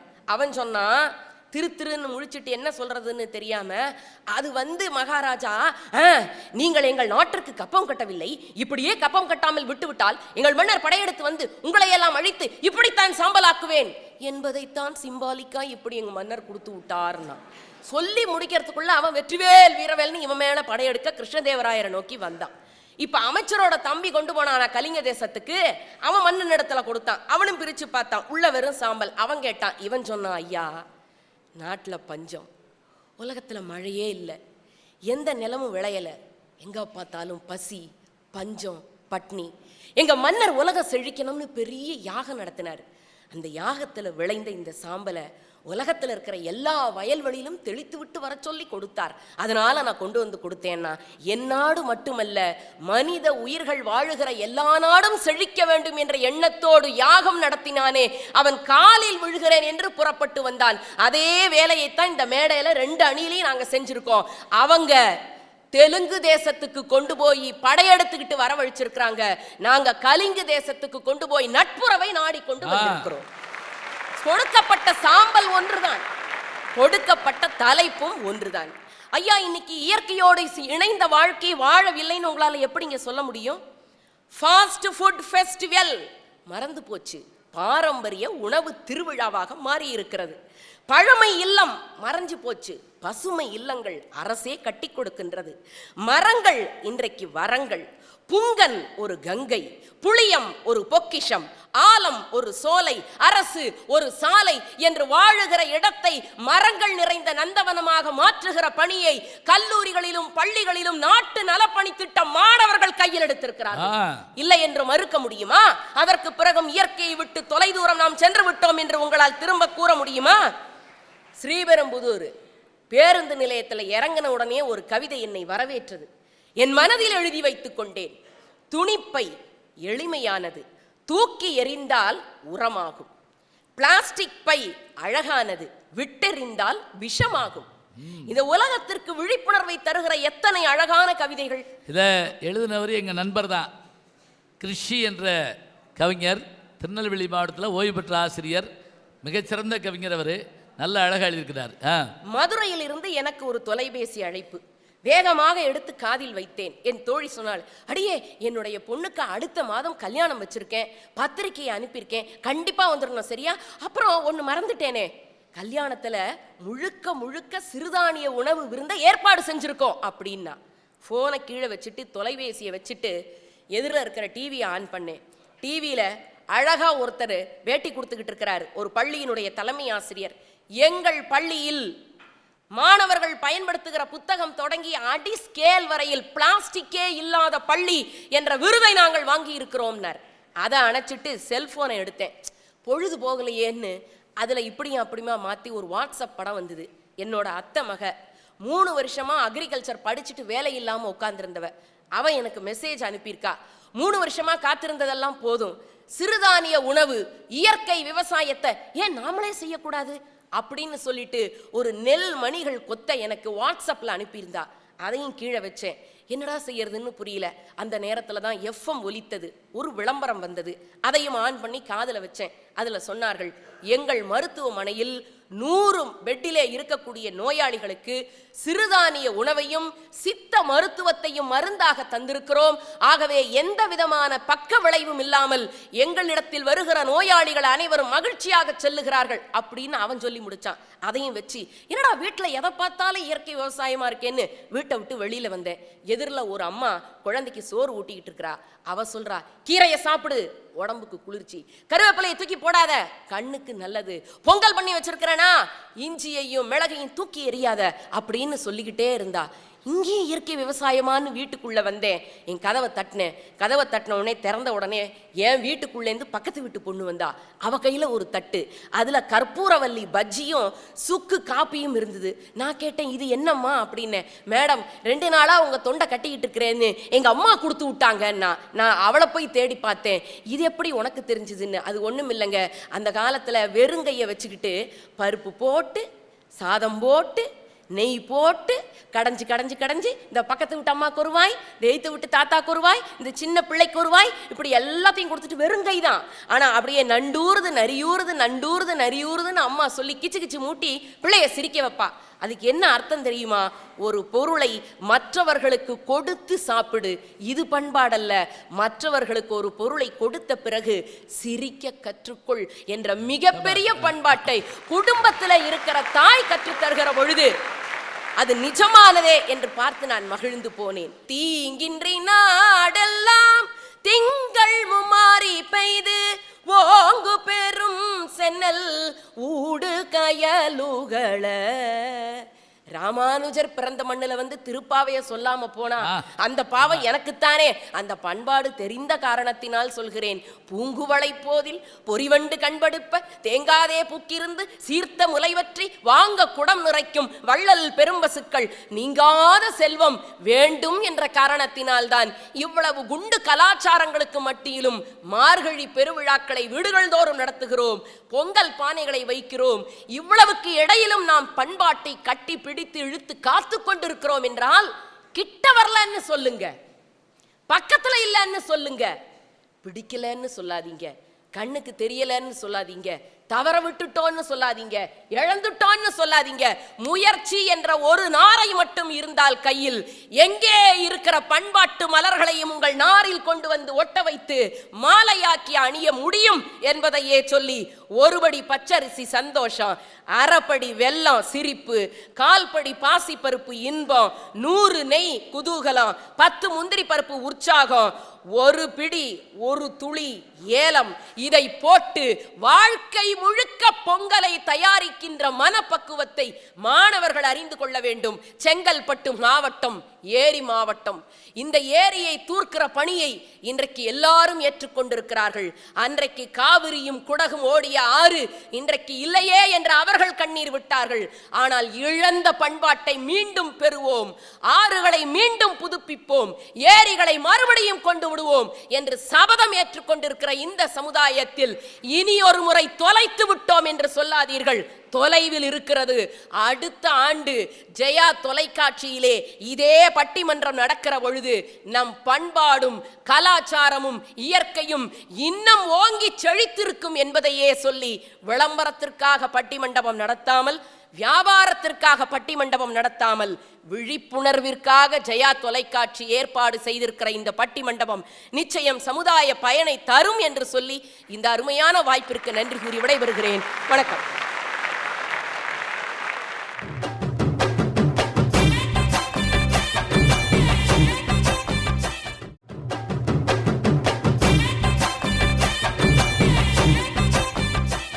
இந்த அருமையான சூழல்ல எல்லாரையும் பாராட்டி எப்படித்தான் முடிக்கிறதுன்னு யோசனையாக இருக்கு எனக்கு. தொடங்கினார் அவர், எப்படி அது தொலைஞ்சு போச்சு அப்படின்னார். அவர் கவலையில் மாற்றம் இல்லைங்க.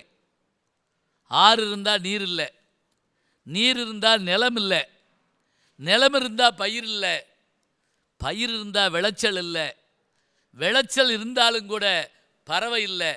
சமீபத்தில் ஒரு புள்ளிவர் என்ன தெரியுங்களா, தேனீக்கள் அதிகமாக அழிஞ்சிக்கிட்டு வருதான். தேனீக்கள் அதனால் என்ன நீங்கள் கேட்கக்கூடாது. ஐன்ஸ்டீன் என்ற ஒரு மாபெரும் விஞ்ஞானி, E=mc², நீங்கள் கேள்விப்பட்டிருப்பீங்க.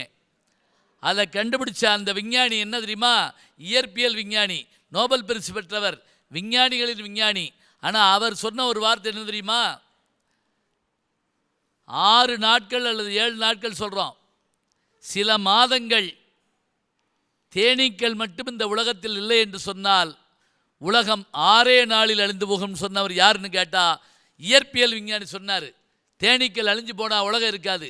ஏன்னா மகரந்த சேர்க்கை இல்லை, கனி இல்லை, காய் இல்லை, விதை இல்லை, அடுத்த தலைமுறை இல்லை. சரி, ஏன் தேனி அழியுது தெரியுமா உங்களுக்கு? ஏன் அழியுதுன்னா, அதிகமான வைப்ரேஷன் இருக்கக்கூடிய செல்ஃபோன் டவர்கள் ஒரு பக்கம், அதீதமாக போடக்கூடிய ரசாயன உரங்களுடைய பூச்சி மருந்து ஒரு பக்கம். இது என்ன ஆகுதான், அந்த தேனீக்கள் போய் மலரில் தேனை எடுத்துட்டு திரும்ப தான் கூடு நோக்கி வருது பார்த்தீங்களா, அப்படி வருகிற பாதம் மறந்து போதாங்க. மறந்து போச்சுன்னா லட்சக்கணக்கான தேனீக்கள் அழிஞ்சு போதாம். ஒவ்வொரு நாளும் நிகழ்ந்துங்கிறாங்க. இது இப்படி நிகழ என்ன ஆகும்னு கேட்டால், இதனுடைய அதிர்ச்சியில் அடுத்த தலைமுறையில் இது இல்லாமல் போயிடும். அப்போ இதை நினச்சி பார்க்கக்கூடிய இயற்கை விஞ்ஞானிகள் பயப்படுறாங்க. பாடினாங்கள்ல ஒரு பாட்டு, ஓங்கி உலகளந்த உத்தமன் பேர்பாடி நாங்கள் நம்பாவைக்கு சாற்று நீராடினால் திங்கின்றி நாடெல்லாம் திங்கள் மும்மாறி பெய்து ஓங்கு பெருஞ்சன்னல் ஊடு கயலு குளர்னா, கயல் மீன்கள். அதாவது நெல்லுக்கு அடியில் தண்ணீருக்குள்ளே மீன் இருக்குமா. இது குளத்தில் மீன் இருந்தால் ஆச்சரியம் இல்லைங்க, ஆற்றுலையோ கடல்லையோ இருந்தால் மீன் இருந்தால் ஆச்சரியம் இல்லை. நிலத்தில் மீன் இருக்கும், தண்ணியில் மீன் இருக்கும். அப்படின்னா மீன் வரும். போயிட்டே இருப்பான், துண்டு அப்படி போட்டு அள்ளிட்டு வந்துடுவாங்க மீனை. எங்கள் ஊரில் நான் பார்த்துருக்கேன், 40 வருஷத்துக்கு முதல்ல கிணத்துல தண்ணி மருகா பாயும். மருகா என்ன தெரியுமா, மோட்டரை போட்டு தண்ணி எடுக்க வேண்டாம், கிணத்துல இருக்கக்கூடியதை ஒரு லேசை அப்படி மிதிச்சு விட்டால் கிணறு பொங்கி வயலுக்கு போகுங்க. அப்படியான பூமி இந்த பூமி. 3 போகம் நெல் விளைஞ்சது இங்கே தான், 3 போகம் நம்பவே முடியாது. அதுக்கு பிறகு சிறுதானியம் விளையும், நஞ்சை புஞ்சை எப்படிமோ இதெல்லாம் உண்டு.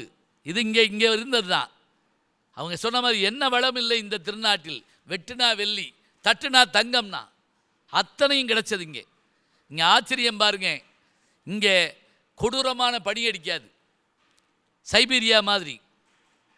இந்தோனேஷியாவில் போய் நானும் என் துணைவியார் இறங்குறோம். இங்கே என்ன சிறப்புன்னு நான் கேட்டேன். எரிமலை இன்னும் ஒரு வாரத்தில் வெடிக்க போகுதுன்னு ஒருத்தர் சொன்னார். போன வாரம் தான் பூகம்பம் வந்துச்சுன்னாரு.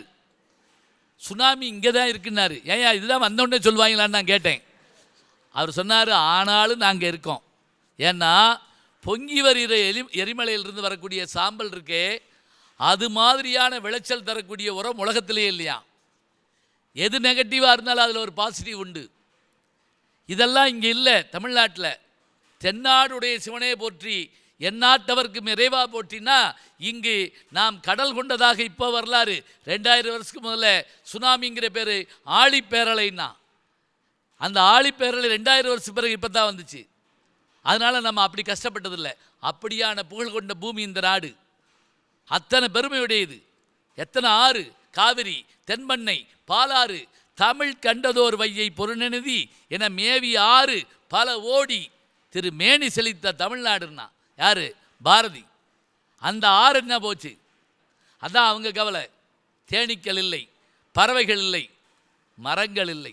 ஹோட்டலில் போய் முந்தியெல்லாம் யோசிச்சு பாருங்க, சாதாரண ஹோட்டலில் போய் அருமையாக உட்காந்து சர்வரோட பேசிட்டு சாப்பிடுவோமே. ஸ்டார் ஹோட்டலுக்குள்ளே போனால் பயமாக இருக்குது. எல்லா லைட்டையும் அமர்த்திட்டு இருட்டில் உட்காந்துருக்காங்க. யார் கூட யார் உட்காந்துருக்கான்னு யாருக்கும் தெரியலை. போன உடனே ஒரு இங்கிலீஷ் புஸ்தகம் மாதிரி நம்ம கையில் இப்படி கொடுத்துட்றாங்க. அது 5ஆம் கிளாஸ் பாட புஸ்தகம் மாதிரி இருக்குது. லைட்டோ 0 வாட் பல்பு, இதுவோ இங்கிலீஷு. கண்ணீர் விடுறான். ஒருத்தர் என்ன பண்ணா, ரொம்ப நேரம் திருப்பி பார்த்துட்டு கடைசியாக இருக்கிறது ஒன்று கேட்டான், இது கொண்டு வாட்டிருக்கான். அவன் சொன்னால் அது ப்ரெஸ் நேமு வேறு கேளு அப்படின்னு இருக்கான். அந்த அடிச்சிருப்பாங்களா அட்டை, அந்த அட்டையை அடித்த ப்ரெஸ் நேமை போய் உணவுன்னு கேட்டிருக்கான். அப்புறம் ரொம்ப நேரம் யோசிச்சு பார்த்து சொன்னானா, இந்த அவர் சாப்பிட்றது கொண்டு வாட்டிருக்கான். அவர் சொன்னார், அது எச்சி வேற கொண்டு வர. சரி போ கொண்டு வா.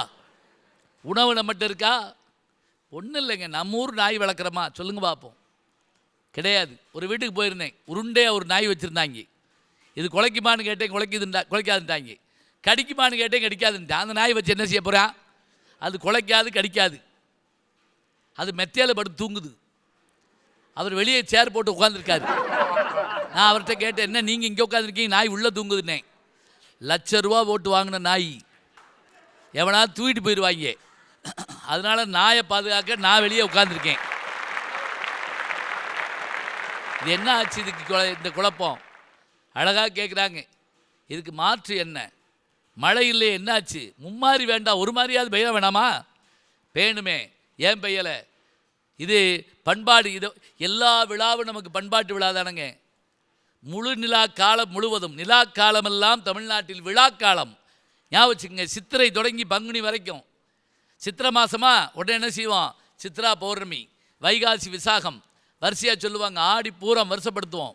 பங்குனி மாதமா உத்திரம் சொல்லுவோம். பங்குனி உத்திரம், தைப்பூசம், இப்படி இந்த தை மாதத்தில் இருக்குது. மார்கழியா உடனே அதுக்கு என்ன செய்வோம்? திருவாதிரையை பிடிமோ, கார்த்திகை பெருவிழாமோ, எல்லாம் நிலாக்காலங்கள். அந்த விழாக்கள் எப்படி போச்சு? பண்பாடு இல்லாத அழிஞ்சு போச்சு. இயற்கை இல்லை, பண்பாடு இல்லை, வேளாண்மை குறைஞ்சி போச்சு. என்ன செய்யலாம்? இதுக்கு வழி என்ன? அதுவும் பிளாட்டு போட்டு விற்கிற ஆளுக்கு வந்து பேசுகிற பேச்சை பார்த்தா நம்ம மயங்கிருவோம் போல் இருக்குது. அன்றைக்கி ஒரு இந்த விளம்பரத்தில் சொல்கிறாங்க, செவ்வாய் கிரகத்துக்கு மிக அருகில் அப்படிங்கிறான் பிளாட்டு. அதை வாங்கி என்ன செய்ய போகிறாங்க? மங்கள்யானில் பிரயாணம் பண்ண முடியுமா நம்ம? இதுதான் விளம்பரம். பூராத்தையும் ஏமாற்றக்கூடிய விஷயங்களை பார்க்குறோம். இந்த கவலையெல்லாம் பார்த்த உடனே நமக்கு என்ன தோணுது? அப்போ இயற்கையோடு இயைந்த அந்த அருமையான பண்பாட்டு வாழ்க்கை தொலைந்து விட்டது அப்படின்னு. ஏம்மா அப்படின்னு சொன்னால் நீங்கள் சந்தோஷப்படுவீங்க. அப்புறம் இந்த 3 பேர் என்ன பண்ணுறது? அதுவும் உள்ளூர் பிள்ளை ஒன்று இருக்குது, பேசிட்டுக்கிட்டு தான் நாங்கள் போனோம்.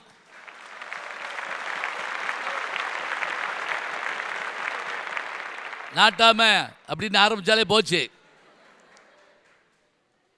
சரி, இது மாத்திரம் சொல்லியாச்சா? இது இருக்குது, இது இல்லைன்னு மறுக்கவே கூடாது. இதை இப்படியே பேசிக்கிட்டே இருந்தான்னு அர்த்தம். இருட்டு இருட்டு என்று எல்லாரும் சொல்லி கொண்டிருப்பதை காட்டிலும் எவனொருவன் ஒரு தீக்குச்சியை பொறுத்துக்கிறானோ அவனே ஞானினா. எப்போ பார்த்தாலும் ஆமாம் இருட்டு, ஐயையோ இருட்டு சொல்லலாமா? உச்சரிக்கின்ற உதடுகளை காட்டிலும் உதவுகின்ற கரங்களுக்கு தான் வலிமை அதிகம். நான் நாட்டில் பேசிக்கிட்டே இருந்து என்ன செய்ய போகிறோம், அடுத்து என்ன செய்யணும் அதான் பார்க்கணும். இன்னைக்கு இந்த இயற்கையோடு ஏய்ந்த வாழ்வு பண்பாடு எப்படி வந்திருக்குது நினச்சி பாருங்க.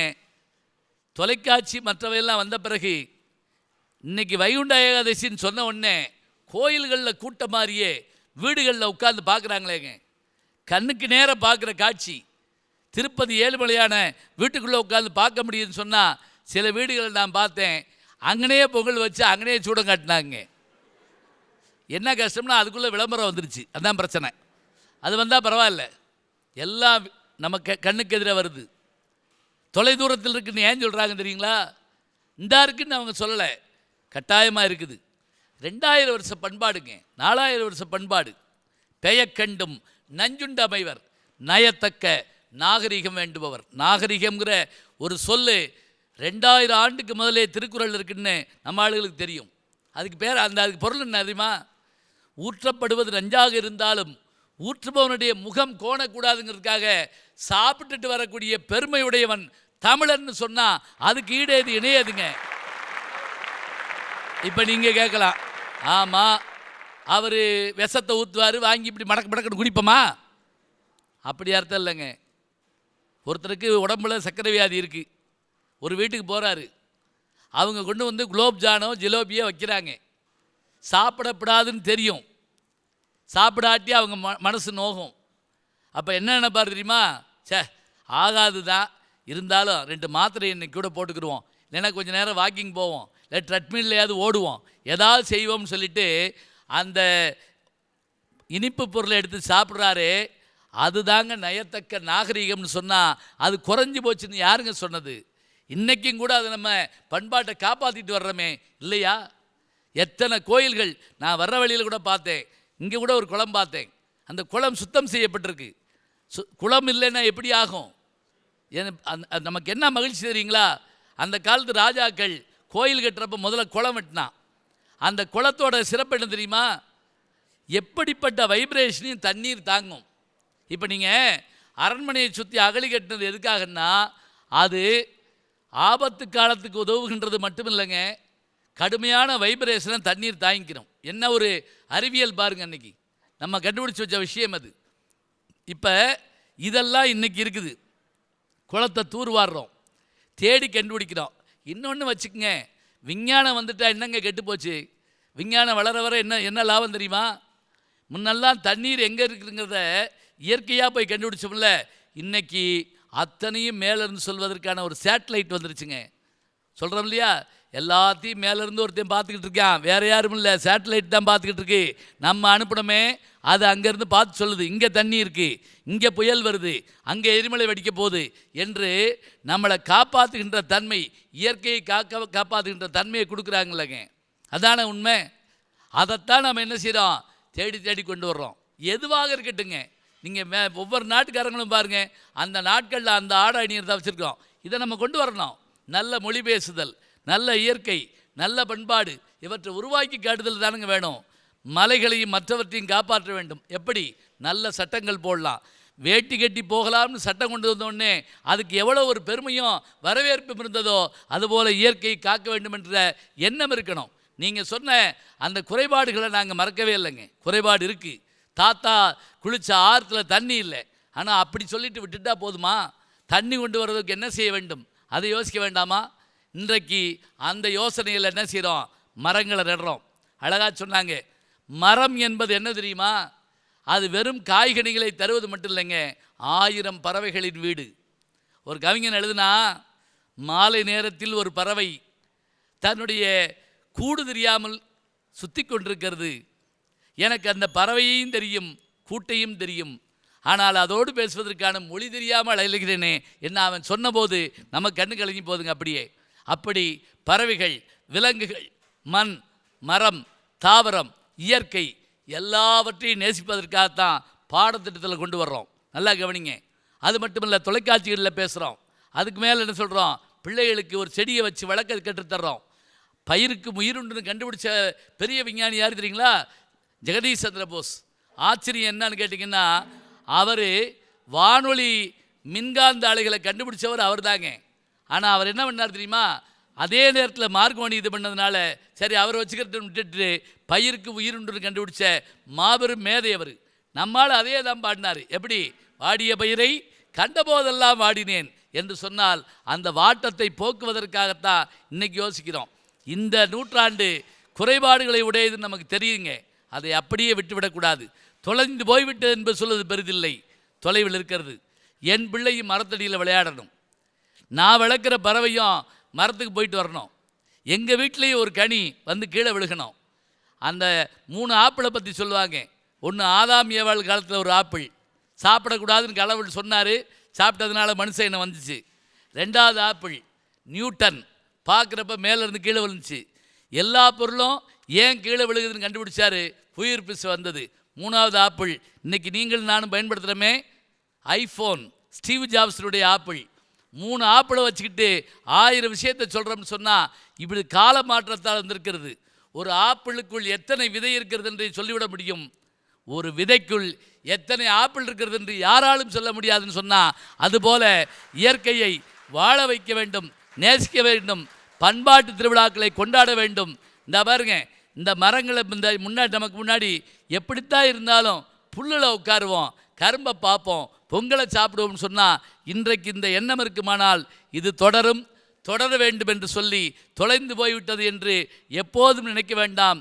தொலைவில் இருக்கிறது என்று நம்புவோம். நம்பிக்கை தான் வாழ்க்கை.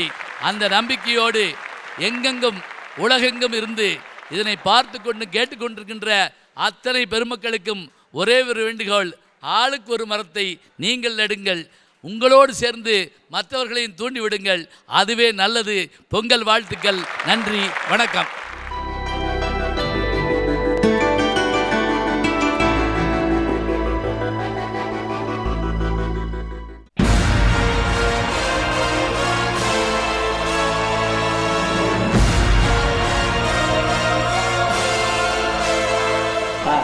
சொல்ல மறந்தேன். வழக்கமாக வந்து சினிமாவை பார்த்துருப்பீங்க, அப்புறம் சினிமாவை பற்றி, சினிமா எடுக்கிறத பற்றி பார்த்துருப்பீங்க. இப்போ சமீப காலத்தில் எது ரொம்ப புகழ் அப்படின்னா அந்த மேக்கிங் ஆஃப் த மூவி அப்படிம்பாங்க. அந்த படம் எப்படி எடுக்கப்பட்டது அப்படிங்கிறத காட்டுறதுங்கிறது ரொம்ப நல்ல விஷயங்கிறாங்க. டைட்டானிக்னு ஒரு படம் ஓடின அளவுக்கு அந்த மேக்கிங் ஆஃப் த மூவி ரொம்ப அழகாக இருந்ததும்பாங்க. விரும்மாண்டி படம் பண்ணுறப்போ எனக்கு தெரிஞ்சு படம் ஒரு பக்கம் போயிட்டுருக்கு, படம் எப்படி எடுக்கணும்னு இன்னொரு பக்கம் காமிச்சிட்டு இருந்தாங்க. அது மாதிரி நம்ம பட்டிமன்ற வரலாற்றிலே முதன்முறையாக நாங்கள் என்ன பண்ணுறோம் அப்படின்னா, இந்த பொங்கல் திருநாள் அன்றைக்கு உலகம் முழுவதும் இருக்கின்ற ஜெயா தொலைக்காட்சி நேயர்களுக்காக ஒரு அருமையான பட்டிமன்றம் தரப்போகிறோம். இந்த பட்டிமன்றம் எப்படி எடுக்கப்படுது அப்படிங்கிறது இப்போ பார்க்க போகிறீங்க. ஏன்னா நேரம் போனோடனே நாங்கள் பாட்டுக்கு தாய்மார்களே பெரியோர்களே நாங்கள் ஆரம்பிக்க மாட்டோம். முதல்ல என்ன பண்ணுவோம்னா அதுக்காக தயாரிப்போம். ஒரு குறிப்பிட்ட இதில் ரிஹர்சலே பார்த்துக்குருவோம். அப்படி பார்த்துட்டா என்ன நல்லதுன்னா ரொம்ப சுவாரஸ்யமாக பண்ண முடியும். இன்னைக்கு இருக்கக்கூடிய இந்த அருமையான பட்டிமன்றத்தில் தலைப்பு என்ன, வந்திருக்கவங்க என்ன பேச போகிறாங்க, எப்படி பேசணுங்கிற விஷயத்த நாங்கள் வந்து எங்களுடைய குழுவோடு இப்போ நாங்கள் தயாரிக்க போகிறோம். நீங்கள் வந்து பார்க்கலாம். எங்கள் குழு என்ன செஞ்சுக்கிறாங்க மேடைக்கு போகிறதுக்கு முதல்ல பார்த்துக்கிட்டிங்கன்னா எல்லா பட்டிமன்றமும் ரொம்ப சிறப்பாக இருக்குங்க. என் நண்பர் பத்மஸ்ரீ கமலஹாசன் அருமையாக சொல்லுவார். என்ன அப்படின்னா, ஒரு தடவை ரிஹர்சல் பார்த்துட்டு கேமரா முன்னாடி போனால் நல்லாயிருக்கும் அப்படிம்பாரு. இதை நாங்கள் இப்போ பட்டிமன்ற வரலாற்றிலே முதன்முறையாக செய்கிறோம். பாருங்கள், தமிழ் இனிமை பட்டிமன்றத்தினுடைய தயாரிக்கின்ற முறையை வாங்க பார்க்கலாம். நல்லா வந்தீங்களா? அப்படியா? சரி. வந்தீங்களா? உங்களுக்கு தான் ஃபோன் எடுக்கிட்டு வந்துக்கலான்ட்டு. வணக்கம். ஒன்றும் சாப்பிடலையே? என்ன ரிஹர்சல் ஆரம்பிச்சு தான் பொதுவாக சாப்பிடணும். அதுக்காக நம்ம வழக்கமாக நம்ம ஜேடிவியில் பட்டிமன்றம் பண்ணுறப்ப என்ன பண்ணுவோம்னா, ஒரு தயாரிப்பு இருந்தால் அப்போ நல்லது அப்படிங்கிறது. ஏன்னா நமக்கான ஆடியன்ஸ் வந்து ரொம்ப நல்லா எதிர்பார்ப்பாங்க. ஒவ்வொரு வட்டமும் ஒரு புது தலைப்பு நம்ம போடுவோம். அந்த தலைப்பு தான் ரொம்ப கவர்ச்சிகரமாக இருக்கணும். அதுபோக அந்தந்த சூழலுக்கு ஏற்றபடியாக, இப்போ தமிழர் திருநாளா அதுக்கு ஏற்றபடியான தலைப்பு இருக்கணும், தீபாவளி பண்டிகைக்கு ஏற்றபடியான தலைப்பு இருக்கணும். அது மாதிரி இந்த சுதந்திர தினமா அதுக்கு ஒரு தலைப்பு நம்ம வந்து தேசப்பற்றோடு போடுவோம். இன்றைக்கி வந்து நம்ம போட போகிற தலைப்பு வந்து, அதாவது இயற்கையோடு இணைந்த பண்பாட்டு வாழ்க்கை தொலைந்து வருகிறதா தொலைவில் இருக்கிறதா, இதுதான் தலைப்பு. இதில் யார் முதல்ல தொடங்க போகிறா? நீ வந்து சங்கராமன் தொலைந்து போச்சுன்னு தொடர்க்கோம். ஆமாம், தொலைஞ்சிட்டு இருக்குங்கிறது நீங்கள் தொடங்குறீங்க.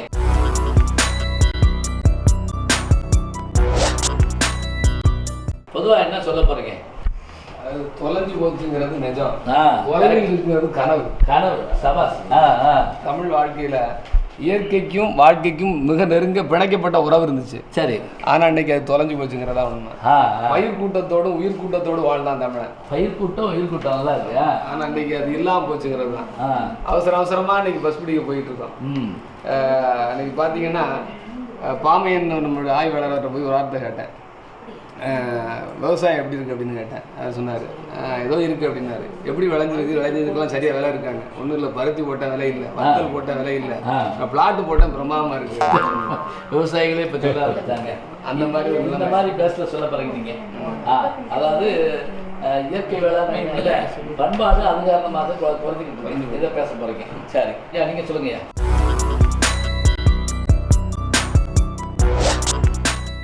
மண்படு உலகில் மானிட வாழ்க்கை பண்படுமே அதை பண்பாடுங்க. இப்ப பண்பாடும் இயற்கையும் நம்மளோட கவிஞர்னால 4 வரையில நீங்க சொல்றதா அவர் 1.5 வரையில சொல்லிட்டு போயிருவாரு. அப்படித்தானங்க. தை மாதம் தானே இது. கவிஞர் அப்துல் ரஹ்மான் கேட்டாரு, அறுக்கின்ற நாளுக்கு ஏன் தை என்று பெயர் வைத்தார்கள். இதே நல்லா இருக்கு.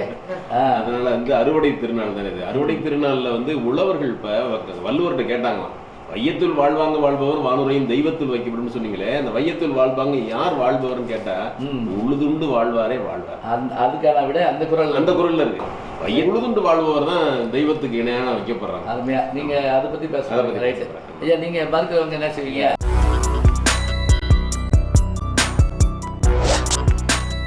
நம்முடைய மொழி வந்து வணிக மொழி அல்ல, விஞ்ஞான மொழி அல்ல, ஆட்சி மொழி அல்ல, அதிகார மொழி அல்ல. நம்முடைய மொழியே வாழ்க்கை மொழி. தமிழ் மொழி வாழ்க்கை மொழி. நல்லா இருக்கு. எப்படி வாழ்வது அப்படிங்கிறத சொல்றது நம்முடைய மொழி. சரி. இப்போ நாம் எப்படி வாழ்ந்துகிட்டு இருக்கிறோம் அப்படின்னு நம்ம எல்லாத்துக்குமே தெரியும். இயற்கையோடு மனிதன் இணங்கி போகின்ற வரை அவனுக்கு எந்த விதமான துன்பமும் கிடையாது. இயற்கையை என்னைக்கு வந்து எதிர்த்தானோ அன்னைக்கு அவனுக்கு வந்து மிகப்பெரிய துன்பம் வந்துருச்சு. இன்னொன்று, கிரேக்க நாட்டில் கிரேக்க தேசம் அழிகின்ற பொழுது எப்படி மெல்ல சரிந்து கொண்டே போனதோ அதை போல ஒரு அழிவை நோக்கி போகின்ற அதே சூழ்நிலை தான் இன்னைக்கு நாம வந்து. நீங்க பொதுவாக சொல்லுங்கம்மா.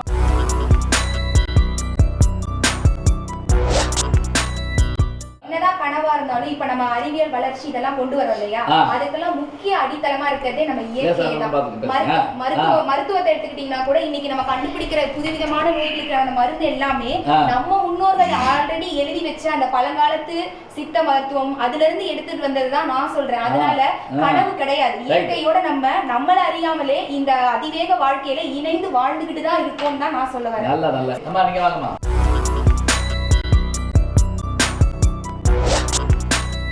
பொங்கல் விழாவை வந்து பண்பாட்டை சொல்லி கொடுக்கிற ஒரு விழா. அப்படிதான் கொண்டாடப்பட்டது. இப்ப இவங்க சொன்னாங்கல்ல, இயற்கையோடு ஒண்டி இருக்கிறோம்னு. ஒண்டி இருந்தோம், இப்ப இருக்கவில்லை என்பதுதான் எங்களுடைய வாதம். பொங்கல் விழா வந்து நம்மை படைத்த கடவுளுக்கு நன்றி சொல்லுகிற ஒரு விழா. கடவுள் என்னும் முதலாளி, கண்டெடுத்த தொழிலாளி, விவசாயிக்கு நன்றி சொல்லி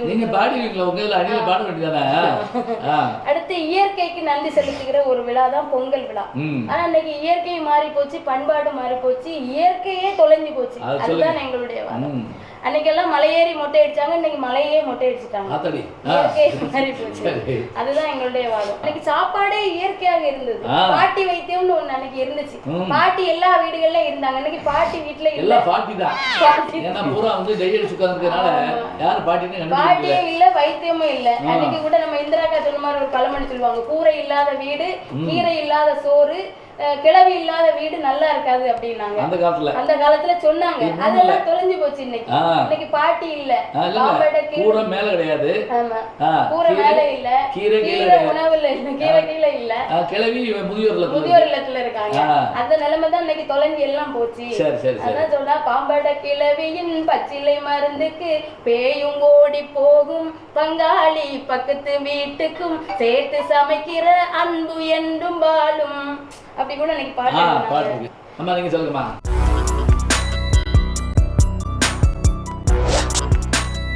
நிகழ்ச்சிக்கு வந்து முதல்ல சிறுதானியங்களை கொண்டு வரணும்னு நினைச்சேன் கையில.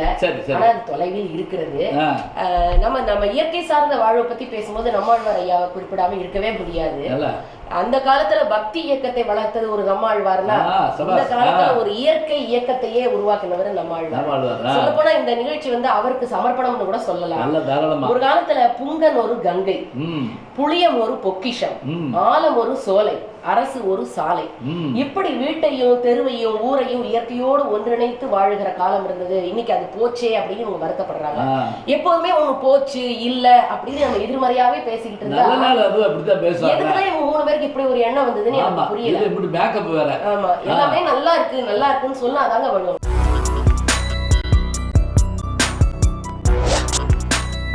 பட்டிமன்றங்களில் ஒரு சிறப்பு என்ன அப்படின்னா, இது ஒரு அரிய வடிவம். பல பேர் வந்து இந்த வடிவத்தை பயன்படுத்த தெரியாமல் இருக்கிறாங்க. என்ன காரணம் அப்படின்னா, என் ஒரு மாணவர் ஒருத்தர் என்கிட்ட சொன்னார், நீங்கள் ஒரு பட்டிமன்றத்தில் பார்த்தேன், ராமாயணத்தை 2 பக்கம் மாறி மாறி பேசுனாங்க, மகாபாரதத்தை பேசுனாங்க, அதையே நீங்கள் இங்கே வச்சுருந்தீங்கன்னா நீங்கள் பாடமே எடுத்துக்க வேண்டியதில்லை. ஏன்னா எங்களுக்கு ஒன்று, அதாவது நிகழ்ச்சிகளையாக மாறுற போது ஸ்டேஜ் பெர்ஃபார்மன்ஸ்னு சொன்னால் அப்படி வந்த உடனே அது அருமையாக இருக்குன்னாங்க. அது மாதிரியான வடிவம் இது. இதில் கொஞ்சம் நகைச்சுவை சேர்த்து கொடுத்தா தான் ரொம்ப நல்லா இருக்குன்னு கருதுறது வழக்கம். இப்போ நகைச்சுவை சேர்க்குறதுனா என்ன அப்படின்னு கேட்டால், தனியாக ஒரு ஜோக் சொல்கிறேன்னு சொல்லக்கூடாது. அது சொன்னால் என்ன ஆகுதுன்னா, ஜோக் தெரியாமல் இது தனியாக இருக்கும். இன்றைக்கி இருக்க சூழல் எப்படி இருக்குது, இப்போ வேறன்னு வேண்டாம், நம்ம இன்னைக்கு இருக்கக்கூடிய அவசர உலகத்தில் டெலிஃபோனை தூக்கிட்டு அலைகிறோம், அதாவது செல்ஃபோனை தூக்கிட்டு அலைகிறோம். இந்த செல்ஃபோனை கொண்டு போய் என்ன ஆகி போச்சுன்னா, யார் எங்கே வேணாலும் பயன்படுத்துகிறாங்க. முந்தா நாள் எங்கள் பேராசிரியர் உடல் நம்மளை எடுத்து போயிருந்தோம், பெரிய ஹாஸ்பிட்டல். அது நின்றுக்கிட்டு இருக்கோம் பதட்டத்தோட. ஒரு அம்மா என்ன பண்ணுச்சு, ஃபோனை காதில் வச்சுக்கிட்டே வந்து ஆண்கள் பாத்ரூம்குள்ளே போயிடுச்சு. நான் இங்கேருந்து கத்துறேன், அம்மா அம்மா அம்மான்னு கத்துறேன். நான் இது போனவொடனே அவங்கள வெளியே ஒழியாடாங்க. அவங்களுக்கு என்ன நம்ம தப்பா வந்துட்டோம்னு ஒரு 7 பேர் ஒழியாடாங்க. அப்புறம் அவங்க ஒடியாரதை பார்த்துட்டு நான் கத்திட்டு இருக்கேன். அந்த அம்மா அதை பற்றி எந்த கவலையுமே படல. அது பாட்டுக்கு வந்து வெளியே வந்து இந்த பக்கம் போயிடுச்சு. எனக்கு ஞாபகம் வந்துச்சு, அந்த தன்னை மறந்தால் தன் நாமம் கட்டான்னு அப்பர் சுவாமி வந்து ஒரு பாட்டு பாடுவார். அது கடவுள் மீது பக்தியில் வர்றது. இதை கையில் வச்சுக்கிட்டு காதில் வச்சுக்கிட்டு என்னன்னு சொல்ல முடியும். இது இன்னைக்கு சூழலில் விஞ்ஞானம் நமக்கு நம்மளை அடிமைப்படுத்திடுச்சு. அதாவது என்ன, இதெல்லாம் காரணமாக இருக்கு. செல்லத்தமிழ் மாதிரி செல்லை வச்சுக்கிட்டு நான் சொன்ன மாதிரி பல் இல்லாமல் வாழலாம், ஆமாம் செல் இல்லாமல் வாழ முடியாது அப்படிங்கிற மாதிரி. அப்போ பல் போனால் சொல் போகும்பாங்க. இப்போ செல் போனாலே எல்லாமே போயிடும். ஒரு நாள் எனக்கு ஒரு ஆச்சரியம் என்னென்னா, இந்த எப்போவுமே ஃபோனை காணணும்னு பயம் வந்து தெரியுமா உங்களுக்கு. இப்படியும் ஃபோன் இல்லைன்னா திடுக்கிட்டுருவோம். ஒரு நாள் நான் உண்மையிலேயே தொட்டு பார்த்து ஃபோன் இல்லைன்னா அதிர்ச்சி ஆகிட்டேன். என்ன தெரியுமா, பேசிகிட்டு இருக்கேன். பேசிட்டு இருக்கப்ப எனக்கு என்ன, ஆகா ஃபோனை காணும் அப்படின்னு எனக்கு தோணுது. அப்போ நம்ம எவ்வளோ எங்கே வச்சோம் தெரியலன்னு நான் ஃபோனில் வேண்டி சொல்லிட்டு இருக்கேன். அப்போ எப்படி சில பேர் இந்த கண்ணாடியை மூக்கில் வச்சுக்கிட்டே தேடுவாங்க, எல்லாம் தெளிவாக தெரியுது, கண்ணாடியை காணாமல் பாருங்க. அந்த கதை தான். ஆமாம், அதனால இதெல்லாம் நம்ம வந்து இதோட சேர்த்து சொல்லலாம். சரி, இப்போ நம்ம இந்த காஃபி சாப்பிட்ருங்க, போய் மேக்கப் போட்டோம்னா நேரம் மேடைக்கு போகிறோம், அப்படி நிகழ்ச்சி ஆரம்பிச்சிடலாம்.